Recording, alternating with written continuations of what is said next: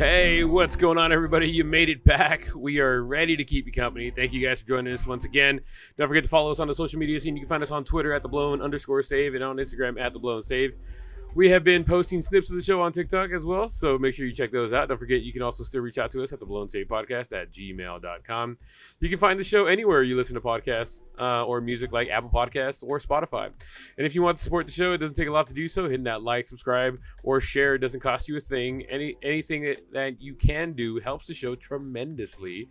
And as always, give us a rate and review if you're in the mood. Don't forget to click that notification button so you can get notified when the new show drops. First and foremost, before I bring in the compadre right now, I do want to apologize for not posting the show last week. We had a show recorded. It was a heated show. It was a lot of back and forth with our guest of the week. Unfortunately, when I went back to edit, the audio was very, very bad. You couldn't hear the compadre, so I do want to apologize. It was just really corrupted. It was unusable, so we couldn't do it. So I do apologize about that, but we're back now.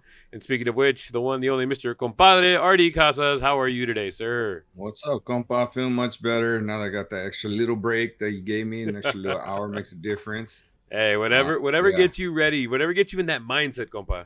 yeah, for reals, for reals, for reals. Yeah, no, I do feel much better.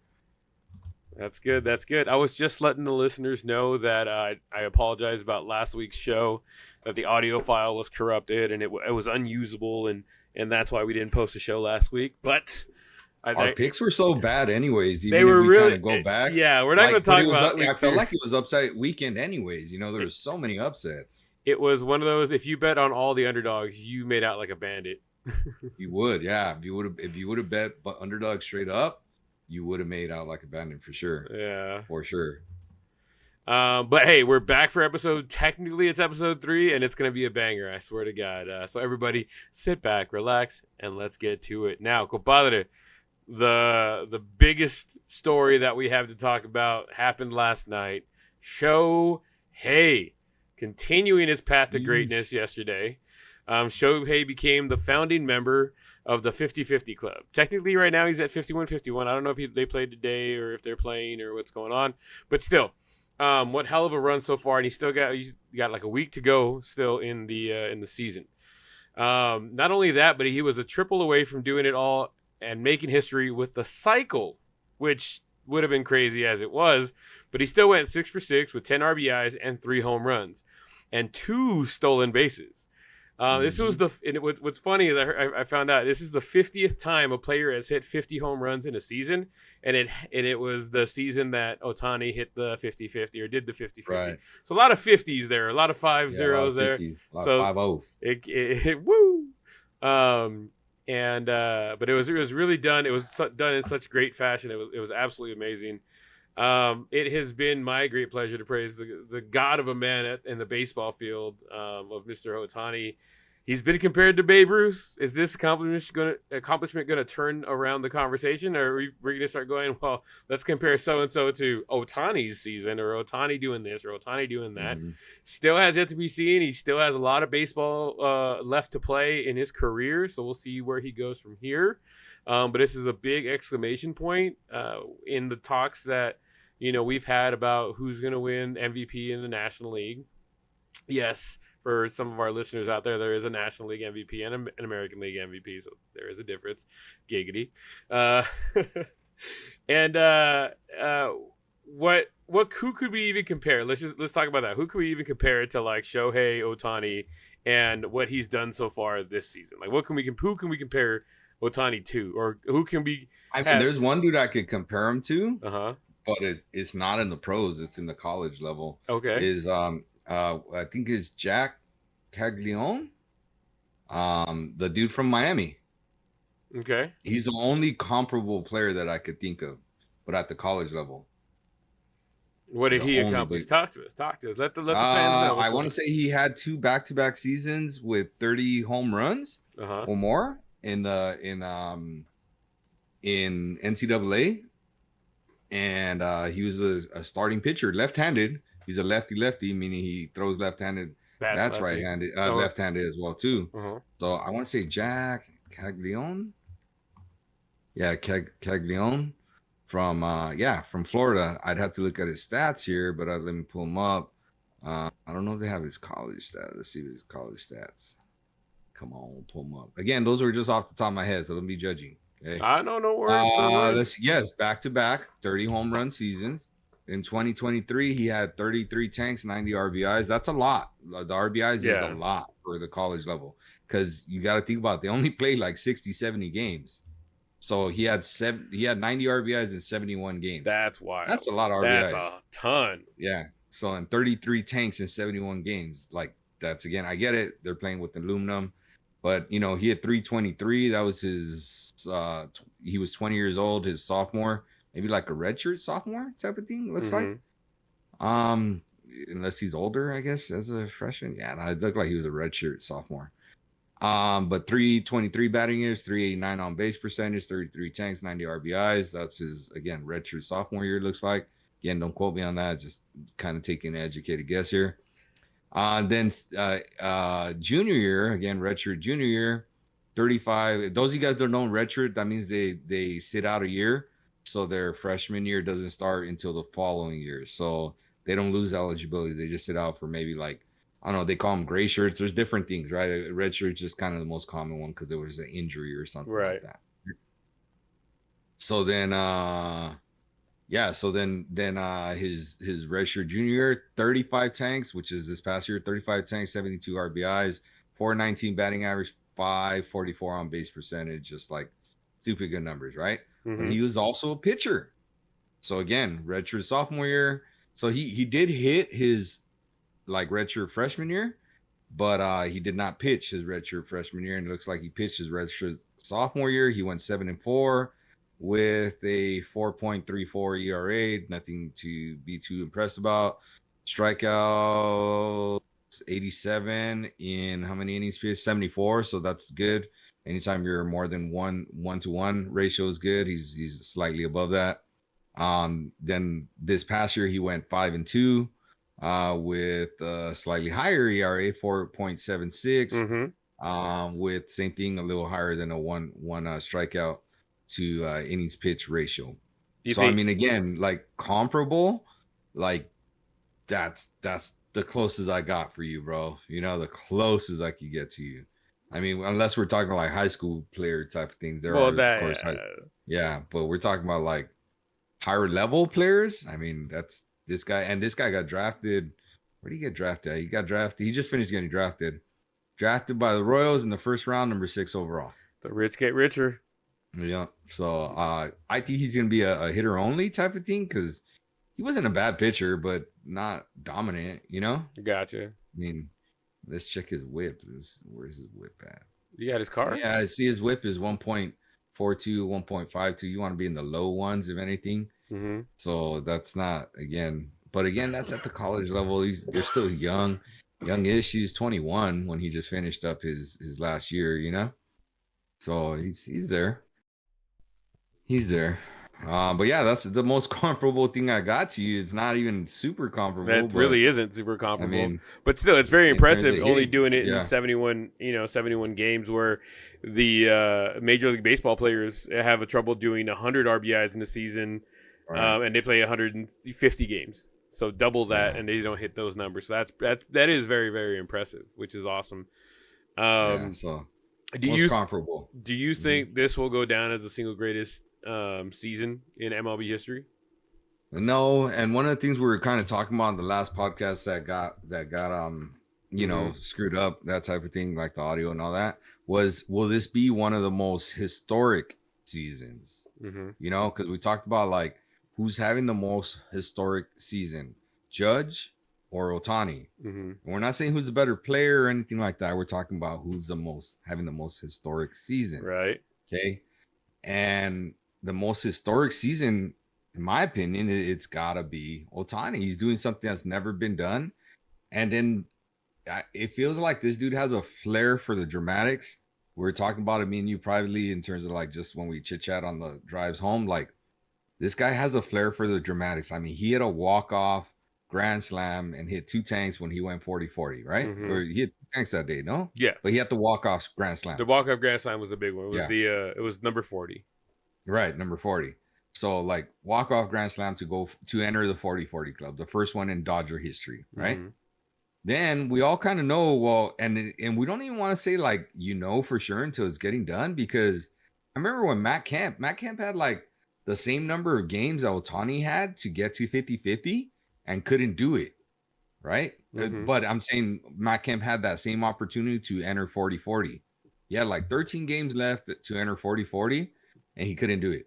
And Otani was, I want to say he's right around there. I think he's got like 7 games left or something, or 8 games. So he had close to again, 13 games to enter 50-50. And of course he did it, but he does it with like in grand fashion. Yep. Like, dude, like this is crazy. And it's almost like this guy scripts it because he stole the 50 bases first, right? So wouldn't you think it'd be like more, how can I say, like it'd be less toned if he had hit the 50 home runs first and then stolen the 50 bases? He kind of knows the moment, right? He knows like, let me steal the 50 bases first. That one, when I hit the tank, it's going to be like, boom, we've arrived, right? And he kind of had that feel, like he has that sense of like, hey, like this is when it's going to happen. This is how it's going to happen. So he hit, he stole his 50th base, then he hit his 49th home run. Then, or something to that effect, right? Because he stole his 50th base, hit his 49th home run, then came back and hit his 50th home run. So boom, he's 50-50, steals another base. I'm not saying if he stole it afterwards or whatever, but he got into 2 steals that game, so he won at 51. And then granted, the 51st home run came off of a position player, but I mean, that's not his choice, like it is what it is. You got to swing off of whoever's throwing the ball. And if you saw, bro, like that, where that dude hit that ball off of a position player, like, oh my God, bro, like nobody talks about how far that damn ball went. And like, I wish someone would have measured it. You know what I'm saying? And it went the other way, right? No. That one, that's the 50 one. That one hit it off of a reliever. The one I'm talking about is the one he pulled to right field and hit it like into the upper deck area. But it looked like it went 470. I mean, he demolished that ball. Like it was just gone.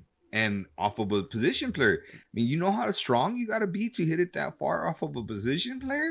That baseball's grandkids are going to be feeling it. Yeah, dude. Like, yeah, man. He knocked the mud off of that thing.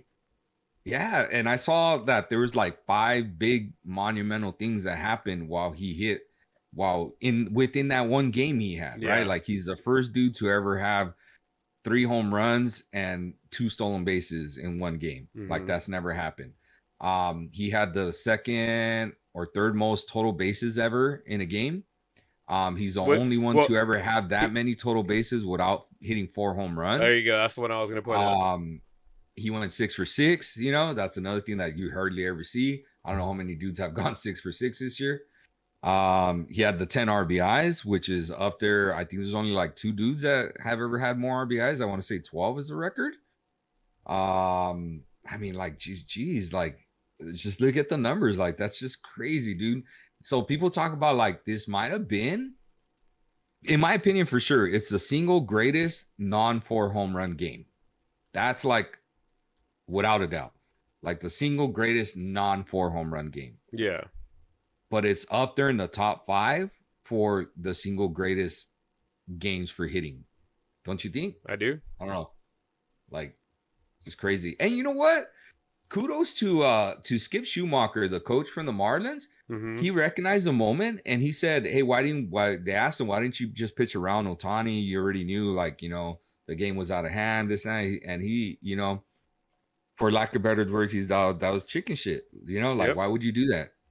He's you want to be in this moment. You want to give the guys the opportunities to compete and teach them how to compete. And he beat us. He's for baseball, this is great. Like, that's a great moment for baseball. He's as like a fan of the game, like he's I wish I was a fan at that game. He's of course we're on the Marlins side and we're seeing this happen. And all we could just do is kind of marvel and look at it. And we're not happy that happened, but we want to compete. And if we want to teach our guys to compete, they have to compete against the best, and he's the best. Yeah. So I tip my cap to him, because a lot of coaches would have been like, nah, not doing it off of us. He's not doing it off of us. He's not doing it here. You go do it at home. blah blah blah. You're not like just give him the Barry Bonds treatment like they did back in the day, Mm-hmm.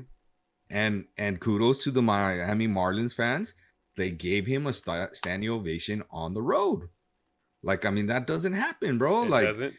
it is the Marlins, so I get it. Like, they're literally fair weather, right? Like, but still, it doesn't happen. Another thing I saw and I came across somewhere was the umpire recognized the moment, and he went and did three things. Okay, and after that at bat, after Otani's, I think it was his 50-50, right? Uh-huh. He went and cleaned the plate. Okay, he then took baseballs from the ball boy or bat boy, whatever you want to call him. Mm-hmm. Okay, had a little conversation with him. Whether it's like, hey, I'm gonna need three more, blah blah blah. And then after that, he maximized his time with that, and then he waved off a pitch clock violation so that Otani could have his moment with the fans and in baseball. That's How cool is that? That's understanding that the moment, like you said, it's understanding how important a milestone it is, and from somebody who sometimes we like to yell at the umpires because they screw up a call or they didn't do this, they didn't do that. Well, guess what? He did do the right thing at that moment. That's what was needed, and nobody had to tell him. He just kind of was like, I hope that that was just him going, soak it in. Soak it in. Yeah. We may never see something like this again, Right. or in our lifetime. We've never seen it. I mean? Yeah, we've never seen it, and we may never see it again. Mm-hmm. Like, that's crazy to have a dude that, I mean, I don't know, man. That's crazy because he's also a pitcher, like that Tom Verducci thing that I sent you. I think that was awesome, dude. If you had a chance to watch it, like a little 4-minute skit, I thought it was good. I thought it was just amazing. And we all know how amazing Otani is, and like it's so impressive what he's been doing and stuff like that. But it's just like, man, he finds a way to take it different levels, and he had the opportunity to take it to. I think he's peaked. Don't get me wrong. Like, this is his max. This is the best we're ever gonna see from him. As far as batting, because as far as batting, you know what I'm saying? Okay. Because if he comes back and pitches, like, you're not gonna have that kind of stamina or work be available every single day to be able to play like that. You know what I'm saying? Right. And Pedro Martinez had a good little kind of, I guess, talk about it on his thing. Although Pedro is, man, tough to listen to. Like, I love Pedro, right? Mm-hmm. But that guy could not spit out his words sometimes. Like, man, like just say it already, right? Like, but again, I understand, it's not his first language, English, Mm-hmm. But basically he was saying, and something I've mentioned to you, like that Otani might be better off being a reliever, and that Otani could possibly, and I could see it, actually be the very first 40-40-40 guy. So 40 home runs, 40 steals, and 40 saves. Yeah. Like, and it's realistic. Now, I think what's more realistic is he could be the first 30-30-30 guy. Mm-hmm. Because, I mean, 30 saves is still a lot. A lot of relievers don't. There's I don't know. There's probably 5 relievers every year that hit 30 saves. Yeah. And 2 that hit 40 every year. I'd have to even look at those numbers right now. I agree. 40-40 is rare for home runs and stolen bases. That's already rare. And if he's going to go back to pitching, he's probably not going to be able to play as often as he's been playing. Mm-hmm. So 30s across the board is realistic. If he obviously went into that uncharted territory or of the godly territory of 40s across the board, that's just, you're just like, come on, dude. I had one of my buddies, Gabe Gonzalez, talking about, hey, bro, they're about to call Shohei Ohtani up to 4A baseball because he's just too good for Major League Baseball right now. They're going to call him up because, it's like AAA and then the majors. Yeah. And they're like, now they're calling him up to 4A baseball because he don't belong here. Do you think, obviously they're going to give him the opportunity to start next season as a pitcher? There's been comments because they've seen him starting to ramp up his pitching off the mound and things like that towards the end of this season, and he will have, I think, surpassed his 1-year mark since he had the surgery. And do you think they allow him as a fan? Would you want to see him pitch in the postseason if you need it, knowing that the Dodgers' arms are in shambles a little bit? I would say no, and I don't want this to sound bad, but I'm a diehard Dodgers fan, but I'm also realistic, right? I mean, if the Dodgers make it past the first round, I'll be happy. Okay, like that's realistically anything past that is just gravy, because I just don't see that. I Okay. could see us losing in the first round. I don't think we will, but I could see the Dodgers losing in the first round. I think they're gonna win the first round and then exit in the second round. And it's one of those, like, why would I want him to get possibly hurt just to see him there? Because, not to be mean, Brent, but the Dodgers are gonna be there next year anyways. Yeah. They're gonna be in the playoffs, bro. Like, I'm with you. One of the things I heard, one of the interviews, or that interview I heard with MLB Network with Ohtani, was saying that he was happy. The thing he was most happy about from yesterday's performance is that he gets to achieve a dream again, not throwing you under the bus, that finally making the playoffs. He literally said that. He's like, man, what made me happy was, like, yeah, I had a good game, and yeah, records are nice and all that, but I finally get a chance to make the playoffs and play in the playoffs, and that's like been one of my dreams and one of my hopes and goals. And I was like, damn, like, you feel for the guy. You feel for the guy. And he was up there. I want to say he was up there for the most games played without making like a playoff appearance. He was in like, he was the 700s. Yeah. Damn, dude, like crazy. But I mean, don't. It's all right. I'm trying not to rub it in. Trying. It's not. You're not doing a too terrible job of it. But hey, should we tell the people about the thing this morning? That was kind of funny. We don't need to. It's funny because it's on your end. Like, you did a good job of coming back. Go ahead. I liked it. Go ahead. Okay, so I always like to take little jabs at my compa over here, just messing around, and they just show up on my feeds, right? Mm-hmm. And it said something about like every team in baseball had scored 10 runs or more in a game, in at least except the Angels, right? Mm-hmm.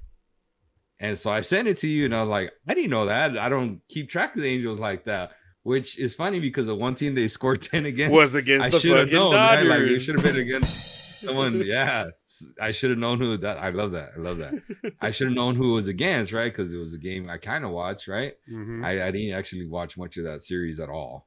But anyways, they scored 10. You're like, this isn't true. They scored 10 against the Dodgers. You even sent me a screenshot. And then I told you, I was like, how dare they misinform me of shots, me taking shots early at my compadre this early in the morning. I know, it was an early morning one too. And I was like, God damn, bro, it's fucking 6:10. Already talking shit at 6:10. And then I was like, wait a minute. None of this is correct. This is bullshit. Hold on. How dare you? And then I looked at the comments, right? And nobody was like correcting them. Nobody defended them? Nobody. They were just like, it's the Angels. Who gives a shit? This and that, blah, blah. And I'm just like, damn. Somebody correct this motherfuckers, because it happened against the Dodgers. Like, hey, put a little comment in there. Excuse me. Pardon me. It was a couple weeks ago. We actually scored 10 against the Dodgers. I want to say they did 10. They wanted to do 10 again. They did 10 earlier in the season too. I want to say they had 2 games. The Dodger one. I believe you too. Yeah. I believe you, Michael. I believe you. I believe you. I do believe it. I just thought it was weird. Like, damn, they didn't score 10 the whole year. But I don't follow them that as much as you do, obviously, Yeah. I knew that it was recent too, because I'm like, we played somebody. I didn't remember who it was. And I'm like, we played somebody and we won like 10-1. And I couldn't remember who it was. And then I pulled it up. I was like, oh, beautiful. It was the fucking Dodgers too. Yeah. Because I even had some friends that were at that game because of the game before. They were like, oh, there's no way we don't go to the next game or the second game. They did that to you guys last night. We're going to do it again tonight or tomorrow, whatever it is. And they went and they're like, why the fuck are we even here? What are we watching here? Like, what's going on? And I said, for all that shit talking, this is what you get. We're still missing the playoffs, but y'all lost the 10 to us. Yeah. It's so I'm looking at the saves things real quick. Remember how I told you, like, man, there's only like 2 to 3 guys each. Yeah, sure enough. There's only 2 right now that have already 40 saves. It's Emmanuel Clase and then Ryan Helsley from St. Louis. They're at 46, 45. And then players that could possibly have 40 this year is only one other dude from what I could see, because you got to be within striking range right now, is You would never guess who this dude. How about we play that? What? And I'll give you a league, and you still won't even guess. Oh shit! It's the National League. And what closer do you think is third in line for saves on the season? Let's start with the team. Rysel? No. Who's the other guy? You're in the right division. I'll give you that. You're in the right division. Okay. Who's the other guy? We got the Kamayama dude. We had him. We traded him away. It's not him? Mm-mm. Start with the team, and maybe it'll help you. So you got the right division now. You're on that now. You got the right division. You got to know some of the other teams in that division, but yeah. Oh my God. Did Ohtani just went yard? 52. 52. Yep. Straight away dead center, like pitched like around his chin, maybe like up and in. He hit it to like basically dead center. Just the way he hit that. That wasn't even pretty. You know how like a lot of his are pretty? Yeah. That one didn't look very pretty, but I mean, it looked like he stayed on top of the ball. Because most of the ones, I don't know if you ever noticed, they're usually kind of lower on the lower end. They are. He's not 52 to be fair. He's got 52 tanks and 51 steals, which by the way, one of the big arguments on someone was bugging about last week was how many home runs and the triple crown for Mr. Aaron Judge. Tony's only one home run away from Judge now. Hey. And he was bugging about how look at that pitch. How he had a 5 home run lead on him and stuff. He's only 1 home run away now. And he doesn't have the triple crown by a lot. He's in 3rd place on batting average. Well, Judge went on a little bit of a cool streak. He wasn't hitting anything. That's baseball though. Yep. Baseball will humble you real quick. Really, really quick. Real quick. So then he becomes a one-trick pony, right? If you're only leading the league in RBIs. Absolutely. I mean, don't get me wrong. I think Judge is having the better year, but yeah, more historic. So anyways, back to the saves leader. All right, so we're in the NL East. Yes. Okay. Man, I wish I paid attention to the NL East a little bit more. Let's see. I'm gonna go with a team that's probably doing better right now. So I'm gonna go with the Phillies. That wouldn't be a bad guess, but no. Is it a contender? Has to be. Has to be, right? I don't think so, actually. I know. I was like, damn, he's got that many saves. I don't think they're a contender. It's not the Braves. It's not the Phillies. No. It can't be the Mets. It's not going to be the Marlins. So the Nationals. No. Yes. Okay, so that narrows it down to the Nationals. So, and the guy you just won't guess it, man. You won't guess it. There's no way. Who is Kyle Finnegan? Who the fuck? Yeah, he's got 38 saves, man. Sounds like he should be pitching in Boston. In 43 opportunities, man. Jesus. Yeah. Yeah. So he has a shot at 40 against the Nationals. So like they don't win a ton, you know? But it seems like when they win close ones. So he's 2 saves away from 40. So that's why like seeing Ohtani go 40, 40, 40. It's I don't know how realistic that is. It is possible. But it's one of those, again, like it's even, a unicorn would have to do it. It's plausible. And if somebody's going to do it, it's going to be him. It's going to be him if someone does it. But remember, you have to do already. So no one's ever gone 40-40 twice. Right. So he would, have to do that. Do something that's never been done again, right? Okay. And on top of that, he has to do something that only 2 to 3 players do every single year, which is 40 saves. But as we stated, if anybody's gonna do it, it'll be. And that I don't know. I mean, Kelly Jansen might be the last Dodger to get 40. See, look, last year only one dude got 40 saves. You know, like year before that, 2 dudes got saves. You know, like I don't know that the year before that nobody got 40 saves. 2020, no. Oh, that was COVID year. 2019, one guy got so like 40 across the board, highly unlikely. Highly unlikely. Right. Highly. 30s across the board, I could see that, especially because again, you don't have to hit the 40 tanks, 40 steals. I kind of feel like the 40 steals would be easier for him than the 40 tanks. Yeah. In my opinion. Just because as you get older, you know, like just that pop isn't always there, you know? Yeah, I don't know. 30 30 30 across the board is possible. 40 40 again. Give him his plaque the second he gets that. You know, like that guy's he's in the Hall of Fame right now, Brand. After what he did this year. Well, it's gonna be like his third. It's gonna be his third. MVPs? 3 MVPs. It's gonna be the first 50-50 season ever. 51-51 right now. I mean, how do you not at this point? Like it does. He could retire tomorrow, keep the rest of his money later, and like he's still going to the Hall of Fame. He would get into the Hall of Fame before he would get the rest of his money. And is he going to be unanimous again? I think somebody's going to hate. I think it'd be 99%. Somebody's always going to hate. You know, he's won it twice. Unanimous? Oh, I thought you meant going to the Hall of Fame. Yes. No, he will be unanimous NL MVP. Yes. Okay. So then he would be a 3-time unanimous MVP. I don't even think there had been 2. I don't even think there's ever been 2 until him. Mm-hmm. And he would do it 3rd time. And he'd also be the 2nd player to ever win it in both leagues. Yes. Yeah. Which, do you know who the other one is? I know who it is. I asked you this question 2 weeks ago when we talked about Shohei Ohtani. And I got it right. So, but do you know? Do you remember who it is? It's the Big Hurt. Mm-hmm. Nope. Not Frank Thomas? Nope. I don't know why that name popped in my head. My dad's going to kill me. Hold on. Oh, see? But then you're over here questioning and grilling me. I know the answer. I know you know the answer. I asked you the question and you answered it correctly. So you knew the question and you already had it. So that means you should have it in your memory. I'm sorry. I've had a lot of things have happened in the last 2 weeks, okay? Oh, I guess I'm just here twiddling my thumbs at home, right?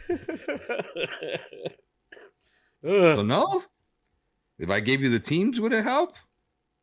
Yeah. I don't think it would, but the Cincinnati Reds and Baltimore Orioles. If I gave you the decade, would that help? Probably not. But it's Frank Robinson. Yes. There we go. Right, there you go. I don't know why I thought Big Hurt for whatever reason. Because his name's Frank Thomas. There you go. That's what it was. I knew Frank. All right. Yeah. God damn it. Trying to help you out here. Thank you. I appreciate it. I was drowning. See, and you say I don't love you. So, where's the but yeah, man, that's what else can we say about Ohtani? He's the GOAT. It's gonna be fun to see him in the playoffs for the first time. How about this? Let's talk about something. All right. Do you think he hits one out in the playoffs? Yes. Does he get 1, 2, 3? I think 1 in the first round, 2 if he gets into the second, 3 if he gets into the second. I think he gets 1 in the first round at least. Okay. I think if they go to the second round, I think he hits 2 more. So I think he's at 3 going out of the second round if you guys make it out of the second round. You already know me. I know. That's what I'm saying. Yeah, I'd like to see him get 1. We'll see. I don't know if he'll get 1. I'd like to see him get 1. I'm gonna call it and say he doesn't get 1 in the postseason. I think they're definitely gonna be more. If it's only 1 round, let me state that. If it's only 1 round, I'm gonna say he doesn't get 1. I think it's gonna really depend on who's on base, how many outs, what inning, what the score is. Because if it's a tight game, nobody's on, they're gonna put up that 4-banger and they're gonna say, go take your base, because it's the playoffs. You're not fucking around with. But he could run though. But still, you put a guy basically in scoring position. I don't know, man. It's a tough call. Tricky thing. This guy's, bro. You know that if he surpasses Judge, no, because he wouldn't lead the majors. I believe he leads the NL in home runs and stolen bases. Okay, but I don't think he leads the majors in steals.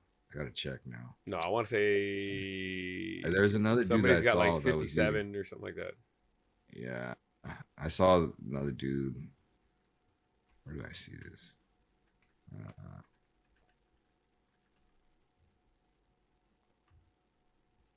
Hitting, stolen bases. Eloy De La Cruz. Yeah, Ellie. Or Ellie, yeah. Not Eloy. So there you go. So he doesn't even lead the NL, bro, in steals. Yeah. He doesn't even lead the NL in steals, and he's not going to. There's no way he patches 65, you know? Yeah. There's no way. But Ellie's got 206 strikeouts, bro. Gee Louise. Hijo su madre. That's a lot of Ks. And he's hitting 260 still, though. That's kind of impressive to have 206 strikeouts and be hitting 260. Crazy. All right. Well, anyways, I still think he, if he doesn't get out of the first round, he doesn't hit a tank. And if he does get out of the first round, I do think he will hit 3 in total. Gotcha. Well, that's the number I had out of the second round. Yeah, I agree. I'm with you. 3 altogether. With you. All right. Anything else in baseball news? I have one more comment on baseball, but anything else in baseball news noteworthy? Nothing that stands out because I feel like that's the latest hype. I know a lot of people were talking about, you know, I know one thing I feel like it's going a little underrated, and I think we should kind of mention it, is the 30-30 club. So Bobby Wood Jr. became the first shortstop to ever go 30-30, like to have 2 seasons with 30 stolen bases or more. But did you know there's another shortstop that's right on the heels of doing it again too? Who dat? And I'm trying to find him here. So I want to see where he's at. I don't see him. I know he's close, but he better start running a little bit more. Which is the point I was going to bring up is Francisco Lindor. Oh, there he is. So, yeah. So, Frankie is at 31 tanks and 27 steals. So, he's 3 stolen bases away from being technically the second shortstop to ever go 30-30 in a season. Bobby Witt's the first one to do it, but they both could accomplish the same feat in the same season. What would be kind of cool for Lindor, I guess, or the feather in his cap, is that he'd be the first National League shortstop to ever do it. You know? I got you. But the reason I bring that up is a lot of people were trying to advocate for him being the NL MVP. Why? Because he plays a premium position. Does he play at an elite level? He's probably not going to even win the Gold Glove, but he does play a premium position. And you're like, but the numbers are so... There's such a big gap between even just their hitting numbers, that I just don't see it. If the gap was closer, yes, for sure, right? But the gap is huge, between their hitting numbers. Like, I don't know what he has over Ohtani, like that you're like, oh damn, he's other than fielding 4 ground balls a game over him, Yeah. Like, I know I meant to say it like in a funny way, but it's also true. I got you. So I don't know. So I thought that was interesting. Yes, he's having a good year. I get it. You tip your cap. Is he going to win the Silver Slugger? Yes, probably for his position. Is he, on pace to make some history? Sure. Gold Glove. I don't know. I'd have to look at see who else is there. I would say probably not, but I mean, I could be wrong. I could be wrong. That's always what the coaches vote on. Gotcha. So it's not based on stats. It's all based on what the coaches kind of like. So I don't know. Any thoughts on that? I think that's awesome. I think that'd be awesome to have 2 guys do it, and him be the National League the first National League shortstop to do it. I think that's pretty damn awesome. I think that it puts him in a conversation that if Shohei's not there, people start advocating a little bit more about that kind of accomplishment on level with, hey, let's have a realistic argument about Lindor as the NL MVP. You know what I mean? Yeah. So, sure. I mean, yeah, and there's another dude that's quietly, I want to say it's an outside shot because he needs to get hot quick because he cooled off a little bit. There's a guy that could quietly have a 40-40 season. Can you guess who it is? Ooh. And I've been talking about all year. I like this guy, but I also knew about him because I have him on my fantasy team, and I have him because I knew he'd be 30-30. I just didn't think he'd be approaching Corbin Carroll? 40-40.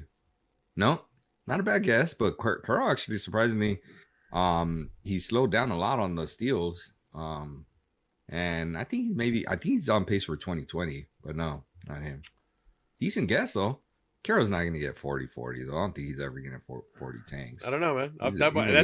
That's what just popped in my head right when you said that. Because you said on your fantasy team, I know you have. Yeah, you're right. That's not a bad guess. Oh, the dude from the A's, Rooker. That's not a bad guess either, but no. Oh, he's way far from steals, but he's having what we call Hall of Fame season. We'll talk about that in a second. Who is it? No, yeah. Okay, how about this? We'll break it down again. American League. Okay. I've been watching football more than baseball right now, man, because my guys are out. Come on. American League Central. Oh. Damn. Plays third base? Devers? No, American League Central. That's American League East, compa. Oh, Jesus, home run derby over here at Dodger Stadium. I mean, not all Dodgers, but like home run derby period. Who is it? Teoscar just hit one out. Otani hit one the inning before. Someone from two guys. I know Blackman hit one out from Colorado, and then I didn't see who the other dude was that hit one out from Colorado. I didn't recognize the guy. No, you don't know? Third baseman, Central, East? No. Not East, Central? AL Central? No. Switch hitter. Little dude. Really known for a good punch. Wow, I thought that one would give it away. He knocked the dude out 2 seasons ago, and that guy's career has not been the same. Wow, that's got to be a dead giveaway. Your dad's probably screaming at the radio or whatever he's listening to right now. He's like, "Come on, Brad! Come on, Brad! Just tell him, Brad. It's Jose Ramirez. Jose Ramirez, Jose Ramirez, bro. He's at 36 tanks and 40 steals. Jesus. But again, he needs to hurry it up with those tanks because he's at 36. That means he's better catch up real quick, real quick. Yeah, he's gonna need an Otani game. Yeah, he is. But he does catch fire like that, though, man. This guy does go on these runs, which is why he's where he's at. Mm-hmm. But he's having a hell of a year. Really good year. But it just goes under the radar because it might be the third best season in the AL over there. Yeah. Behind Witt and, Judge, Yeah. But I mean, he's got a shot he's got a realistic shot at 40-40. He's got about 7 games probably to hit 4 more tanks. Yeah. Possible. Unlikely, but possible. Well, your dude that we're just talking about right here, believe it or not, he's actually 5th overall, tied for 5th with home runs. Who that? At 38 tanks. Your Tocayo, Mr. Brent Rooker. Rooker. Look at that Rooker over there. He hit. I watched him hit a home run that day. We went to A Stadium to watch him play against Angels. Or you're like, I'm happy, but it hurts. I was like, ah. Well, that guy, I feel like he won me my fantasy championship because he was like, my golden goose, a dude that you pick up. Yeah, it's always comes down to who picks up the better waiver wire, guys. And he was a dude. He had a Hall of Fame season, okay, which is one of the things I want to discuss about. What are the 3 criteria? And I told you this, compa. What are the 3 criteria to a Hall of Fame season? To a Hall of Fame season? Mm-hmm. Season. What is considered a Hall of Fame season? There's 3 things that a ball player must have. Batting average? A high batting average. Yes, what is it got to be at? 330? Oh, 300. 300, okay, 300. Over 100 RBIs. Over 100, no, is it 100 or 125? 100. 100. Okay. 100 RBIs. And I want to go with on-base percentage. Nope. But I said I want to. I didn't say that. I said I want to go with on-base percentage, but no. 30 tanks? 30 tanks. So that is considered a Hall of Fame season. Mm-hmm. It's 30 tanks. For those of you guys that don't know what tanks are, those are home runs. Home runs, dingers. Okay. 30 home runs, 100 RBIs, and a 300 batting average. Do you know how many guys are in that Hall of Fame season this year?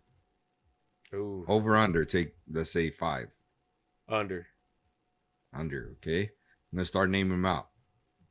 All right. Otani's not one of them. Uh-huh.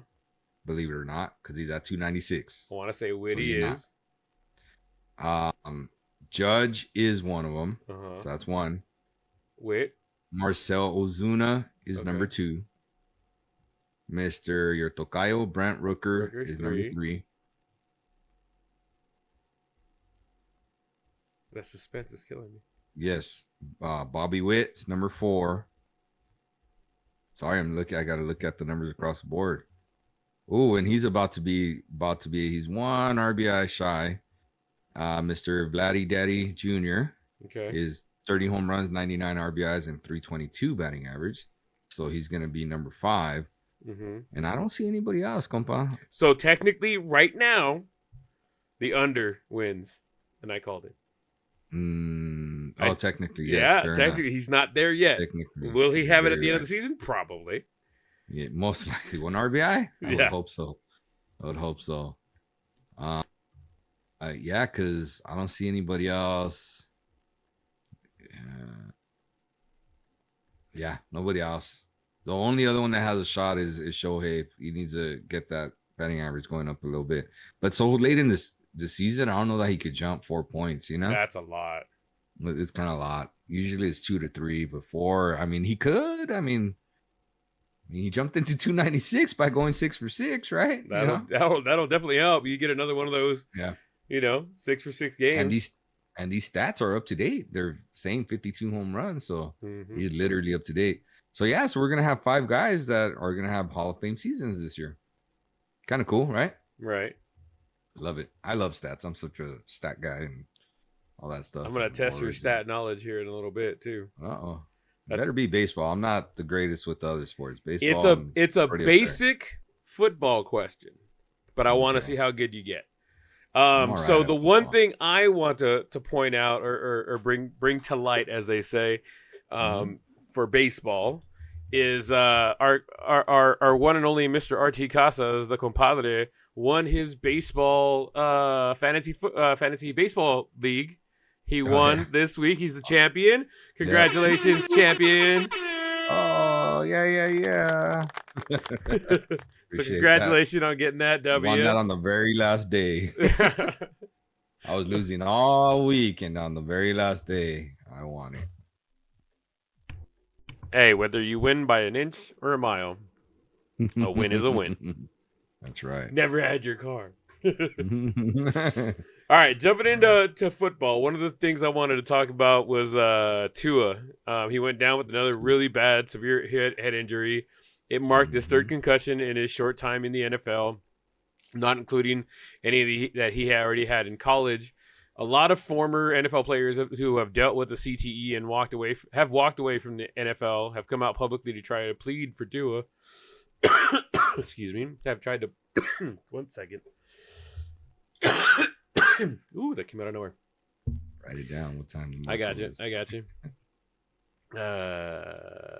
48. We'll go over there. I'll go back here 2 seconds. I'm gonna bold it and call it a day. So a lot of. Let me go back. Many former NFL players who have dealt with CTE and walked away from the game have come out publicly to try to plead for Tua to take the money he has earned for his family and retire at this age.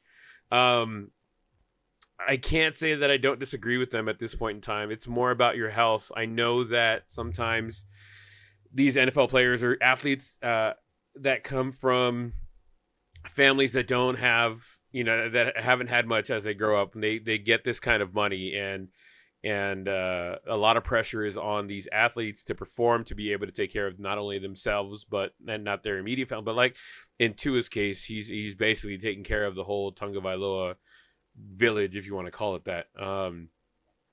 I hope that, he came out and said he's not retiring. He's coming back. As soon as he gets cleared, he's going to come back out. But do you feel that as a coach, as a owner, as a organization, as a league, somebody should step in and be like, hey, look, we get it. You want to come back. They say you're cleared to play. How many times is this going to have to happen before you say enough is enough, or you don't wake up, or you don't get back up off the field? Man, dude, I'd be out where he's at. You know what I'm saying? I thought it was more than 3. I saw 4 somewhere. I know you have 3 on there written, but I had seen 4. I was pretty okay. I feel pretty confident about 4. Then we'll go with 4. I thought it was 3, but we'll go with 4. Yeah, I feel like I've seen 4 everywhere. Anyways, one of the things I saw his coach say about him, he's like, "Hey, you're really the quarterback of your family, more first and foremost, you know. So that should come first." And I think of the dude that I guess that always kind of my heart goes out to, or the one that I really think of every time I think of CTE, is a dude that we all thought was okay, and then wasn't out of one day was Junior Seau. Junior, yeah. You know, like he's the dude that comes to my mind. Like I'm sure there's other dudes, don't get me wrong, but I feel like I grew up seeing Junior Seau. You know, he was a USC dude, and he played locally in San Diego, SoCal, right? And he's a dude that I think almost everybody cheered for. Like even like, you know, you who's a Cowboys fan, that probably like respected him. You know, that you're Absolutely. just like, good Lord, that guy was just a beauty to watch. You know, and you saw his vibe and stuff like that, and he was just like this vibrant, joyous person. At least that's what I saw. You know, Mm-hmm. and then one day he's just gone, and he shot himself in the chest so that They could they study his could brain. research his brain. Yeah. And you're just like, wow. And again, like, you know, like other people, famous people who you didn't see that coming with like a Robin Williams, you know, Yeah. like the actor. You're just like, wow, like someone that seemed so happy or that brought joy to so many people in this world. They're fighting these demons that we didn't know about, you know, or these internal struggles. And he's a dude that I haven't seen a lot about him, and he doesn't have to prove to any of us that he's tough, man. Like he Yeah. doesn't, Because you know, this, I like mean, there's the hit that he took wasn't even like a devastating hit, it dude. did not. Yeah, I He agree. hit Hamlin in the bicep, Yeah, and it looked like it, he had just gotten hit by a truck. uh-huh, yeah. And then that's another thing is like, dude, like he's had these concussions, and the fact that he's not sliding is what worries me the most. Is like, how's that not in the back of your head? If at this point, again, I've seen four, but even if it's third, right? Mm-hmm. At this point, how's that not like in the back of your head? That to me shows me or tells me that he's trying to be tough for his team or whatever, be a leader as a quarterback, Mm-hmm. and it's not his first thought to slide. You know what I'm saying? Like it's not like I got to slide here because I did good His enough. You know? instinct isn't to slide. It's his instinct is Yeah. to go head first and try and And if get his that in, extra yeah, yard. and if his instinct is not there, then he needs to step away, my Yeah. opinion, because it's only a matter of time before it happens again, bro. And then at that point, the NFL should be like, hey, that's it, man, you're done. You know, like you're done. I know that you have to play so many games, and so many or like so many seasons, whatever, to get those medical benefits for the rest of your life, whatever. At that point, it should be a foregone conclusion. Like, hey, dude, you don't have to play anymore. You're gonna get these Yeah. benefits. Like That's another thing. Yeah, like I agree with maybe there should be like standards of like, okay, if you get four concussions in the NFL, then you get automatic lifetime benefits. yeah.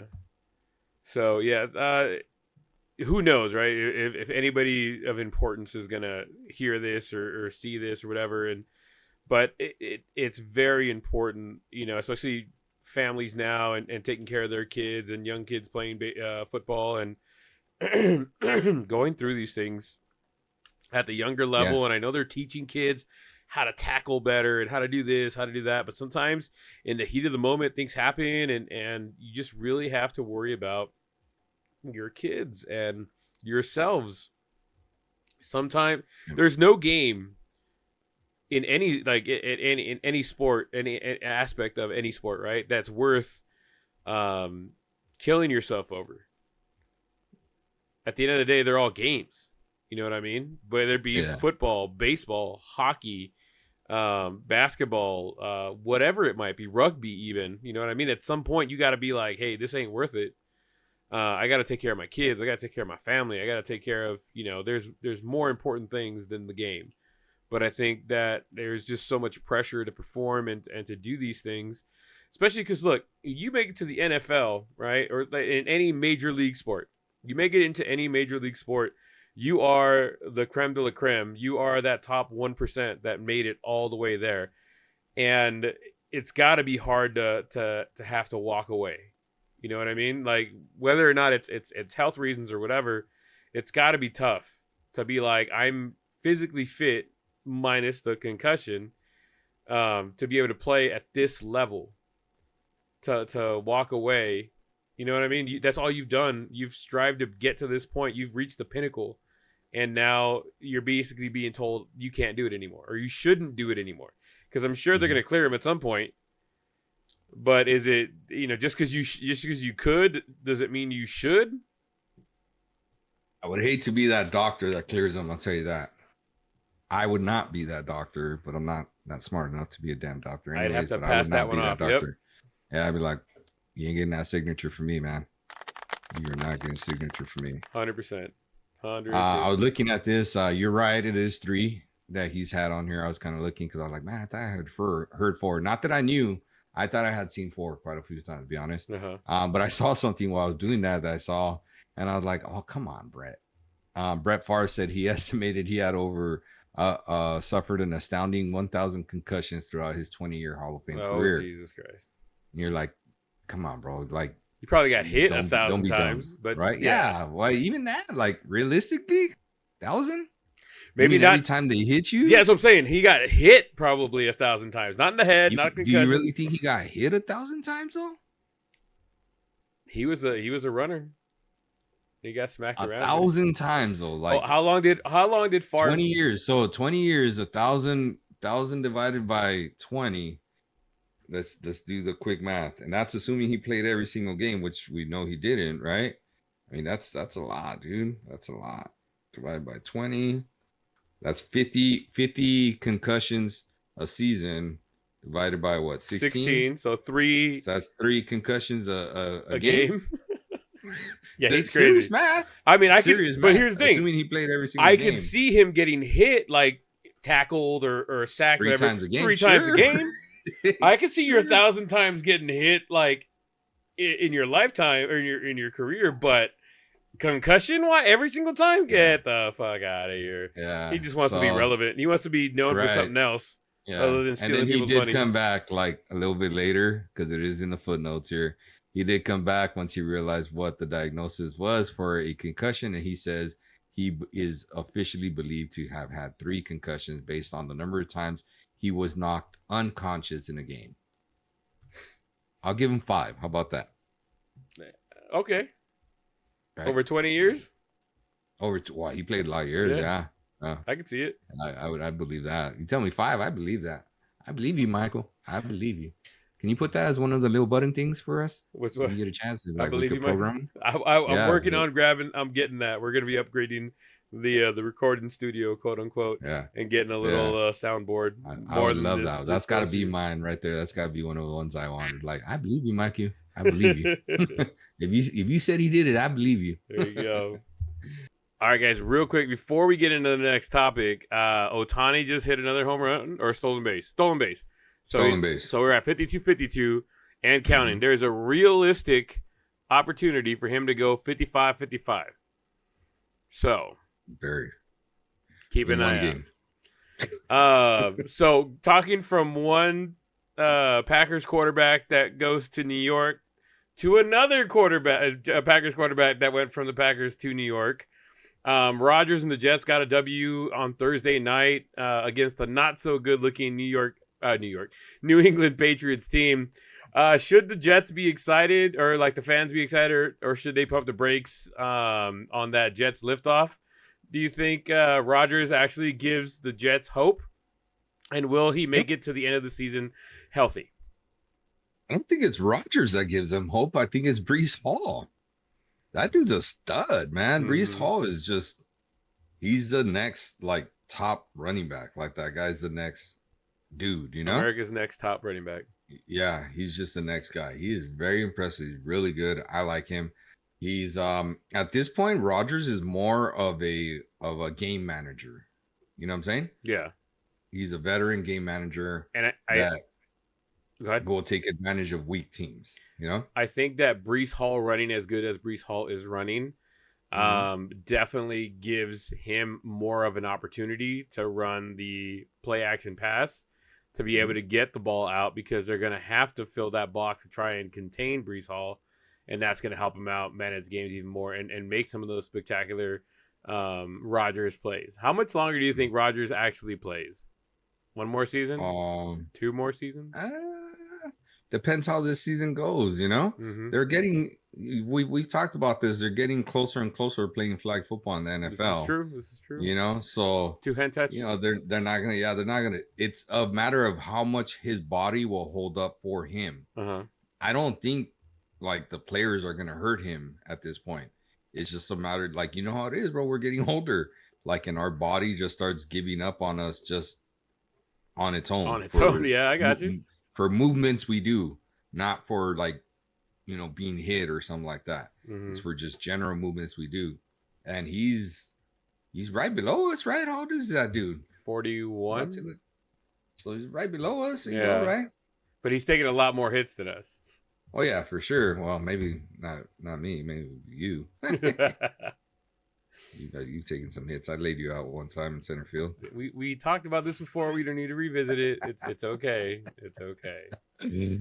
He is 40 years old in 293 days, so he's about to turn 41. There you go. Yeah, man. I just think it's a matter of how much, like, the Achilles thing, right? Nobody pushed him into that, right? He just tore because age, right? No, he got rolled over on it. Did he get rolled over? Yeah, he got rolled over. I'm trying to think. Yeah, he got rolled over. There you go. That was one. Like, all right, but he's gonna have those injuries where it's just gonna be like your body's just giving up on you. He ain't gonna snap back right away. Nope. Yeah, I say another year or two. I don't know. Yeah. If he does well this year, do you think he 2 more years? Oh yeah, for sure. 2 more. Well, I mean, they don't have any quarterback like waiting in line behind them. Do you think he stays with the Jets? Because I think he only signed like a 2-year deal. I do think he stays with the Jets because they're in a good situation. They have a good defense. They have a stud running back, who I think is probably the best running back. Really good in the NFL. They receiver. have solid. Yeah, they have solid receivers. Maybe they need a better tight end type of thing, I guess. But I mean, they got some solid receivers, Yeah, Wilson's solid, man. He's little, but he's solid. Right on.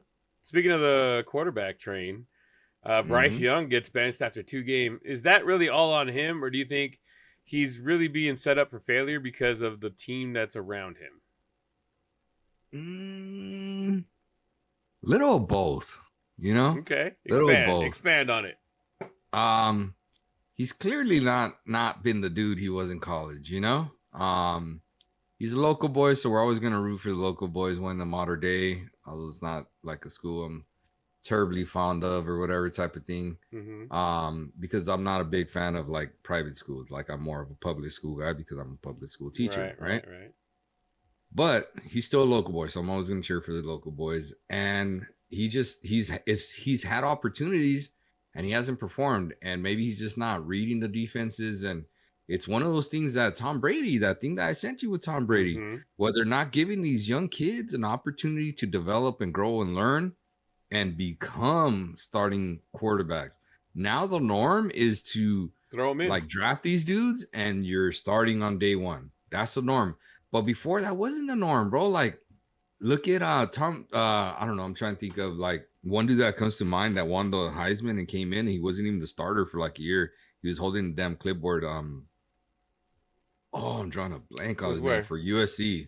Oh, Liner? USC. No. The one right before Liner. Palmer. Right? Okay. Palmer? Yeah. Was it Palmer? I want to say Palmer. yes.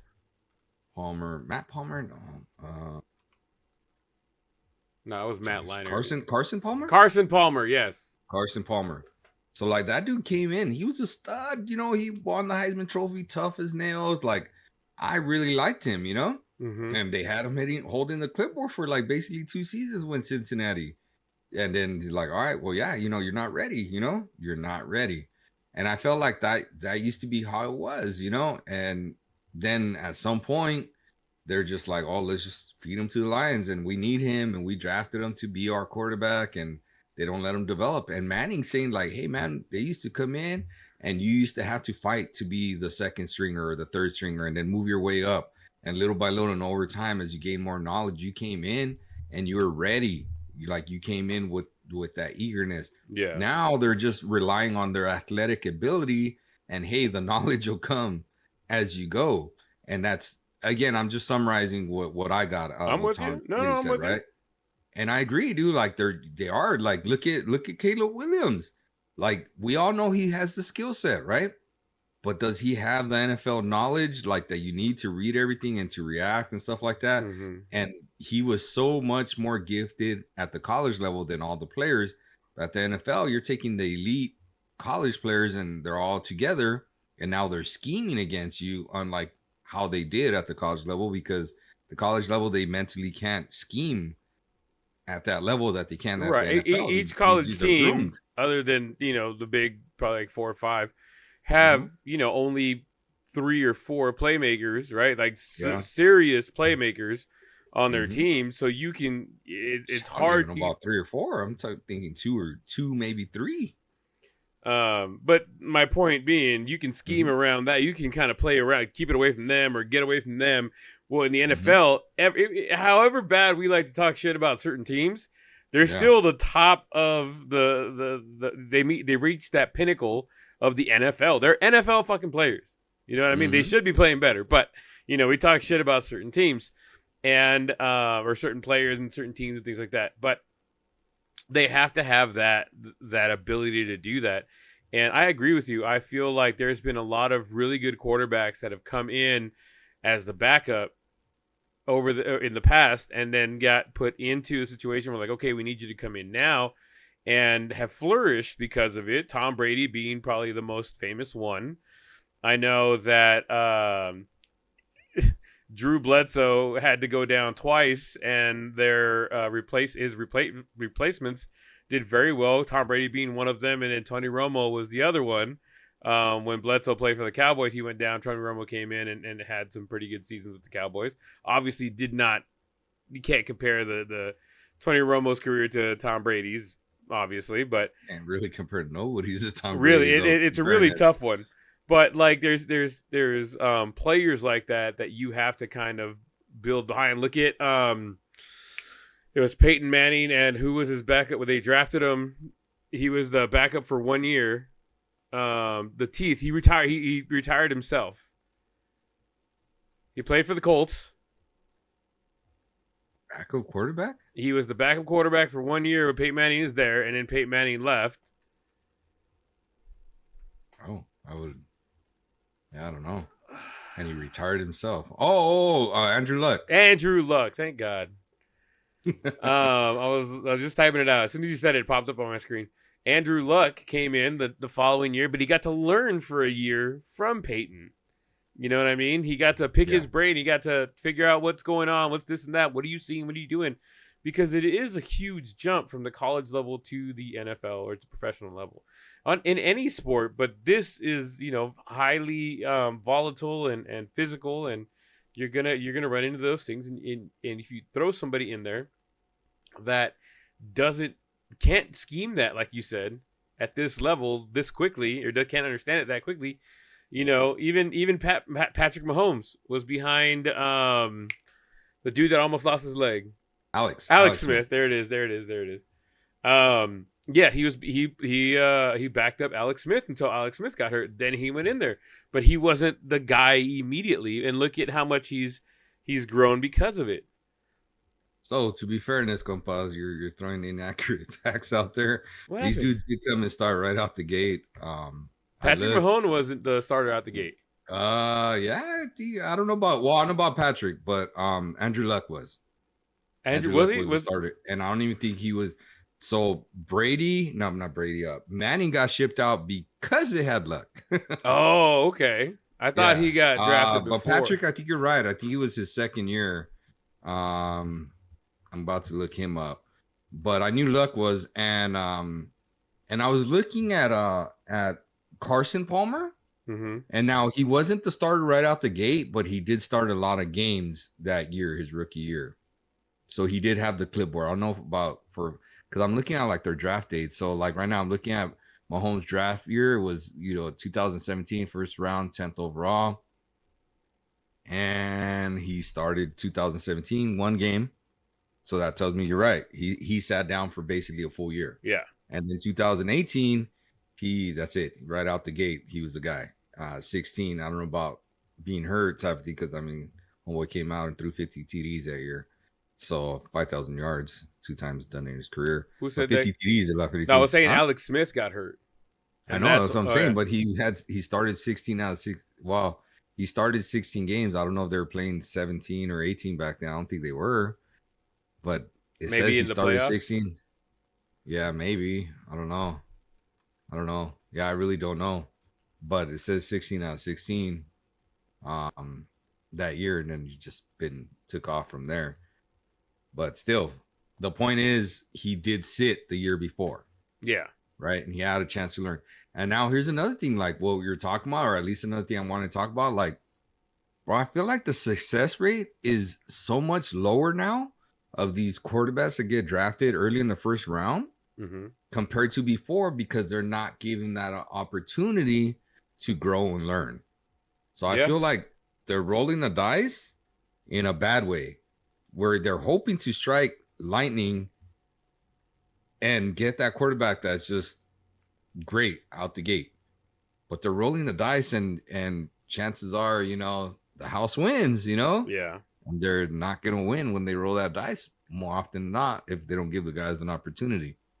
Because we're talking about, or, I know the audio quality was bad the last time, but you're quizzing me on like how many dudes in someone's draft is still in the NFL, a quarterback. Yes. Who was it? Who were we talking about? It Was it like Dak or something? No. It was Purdy. It was Brock Purdy. Yeah.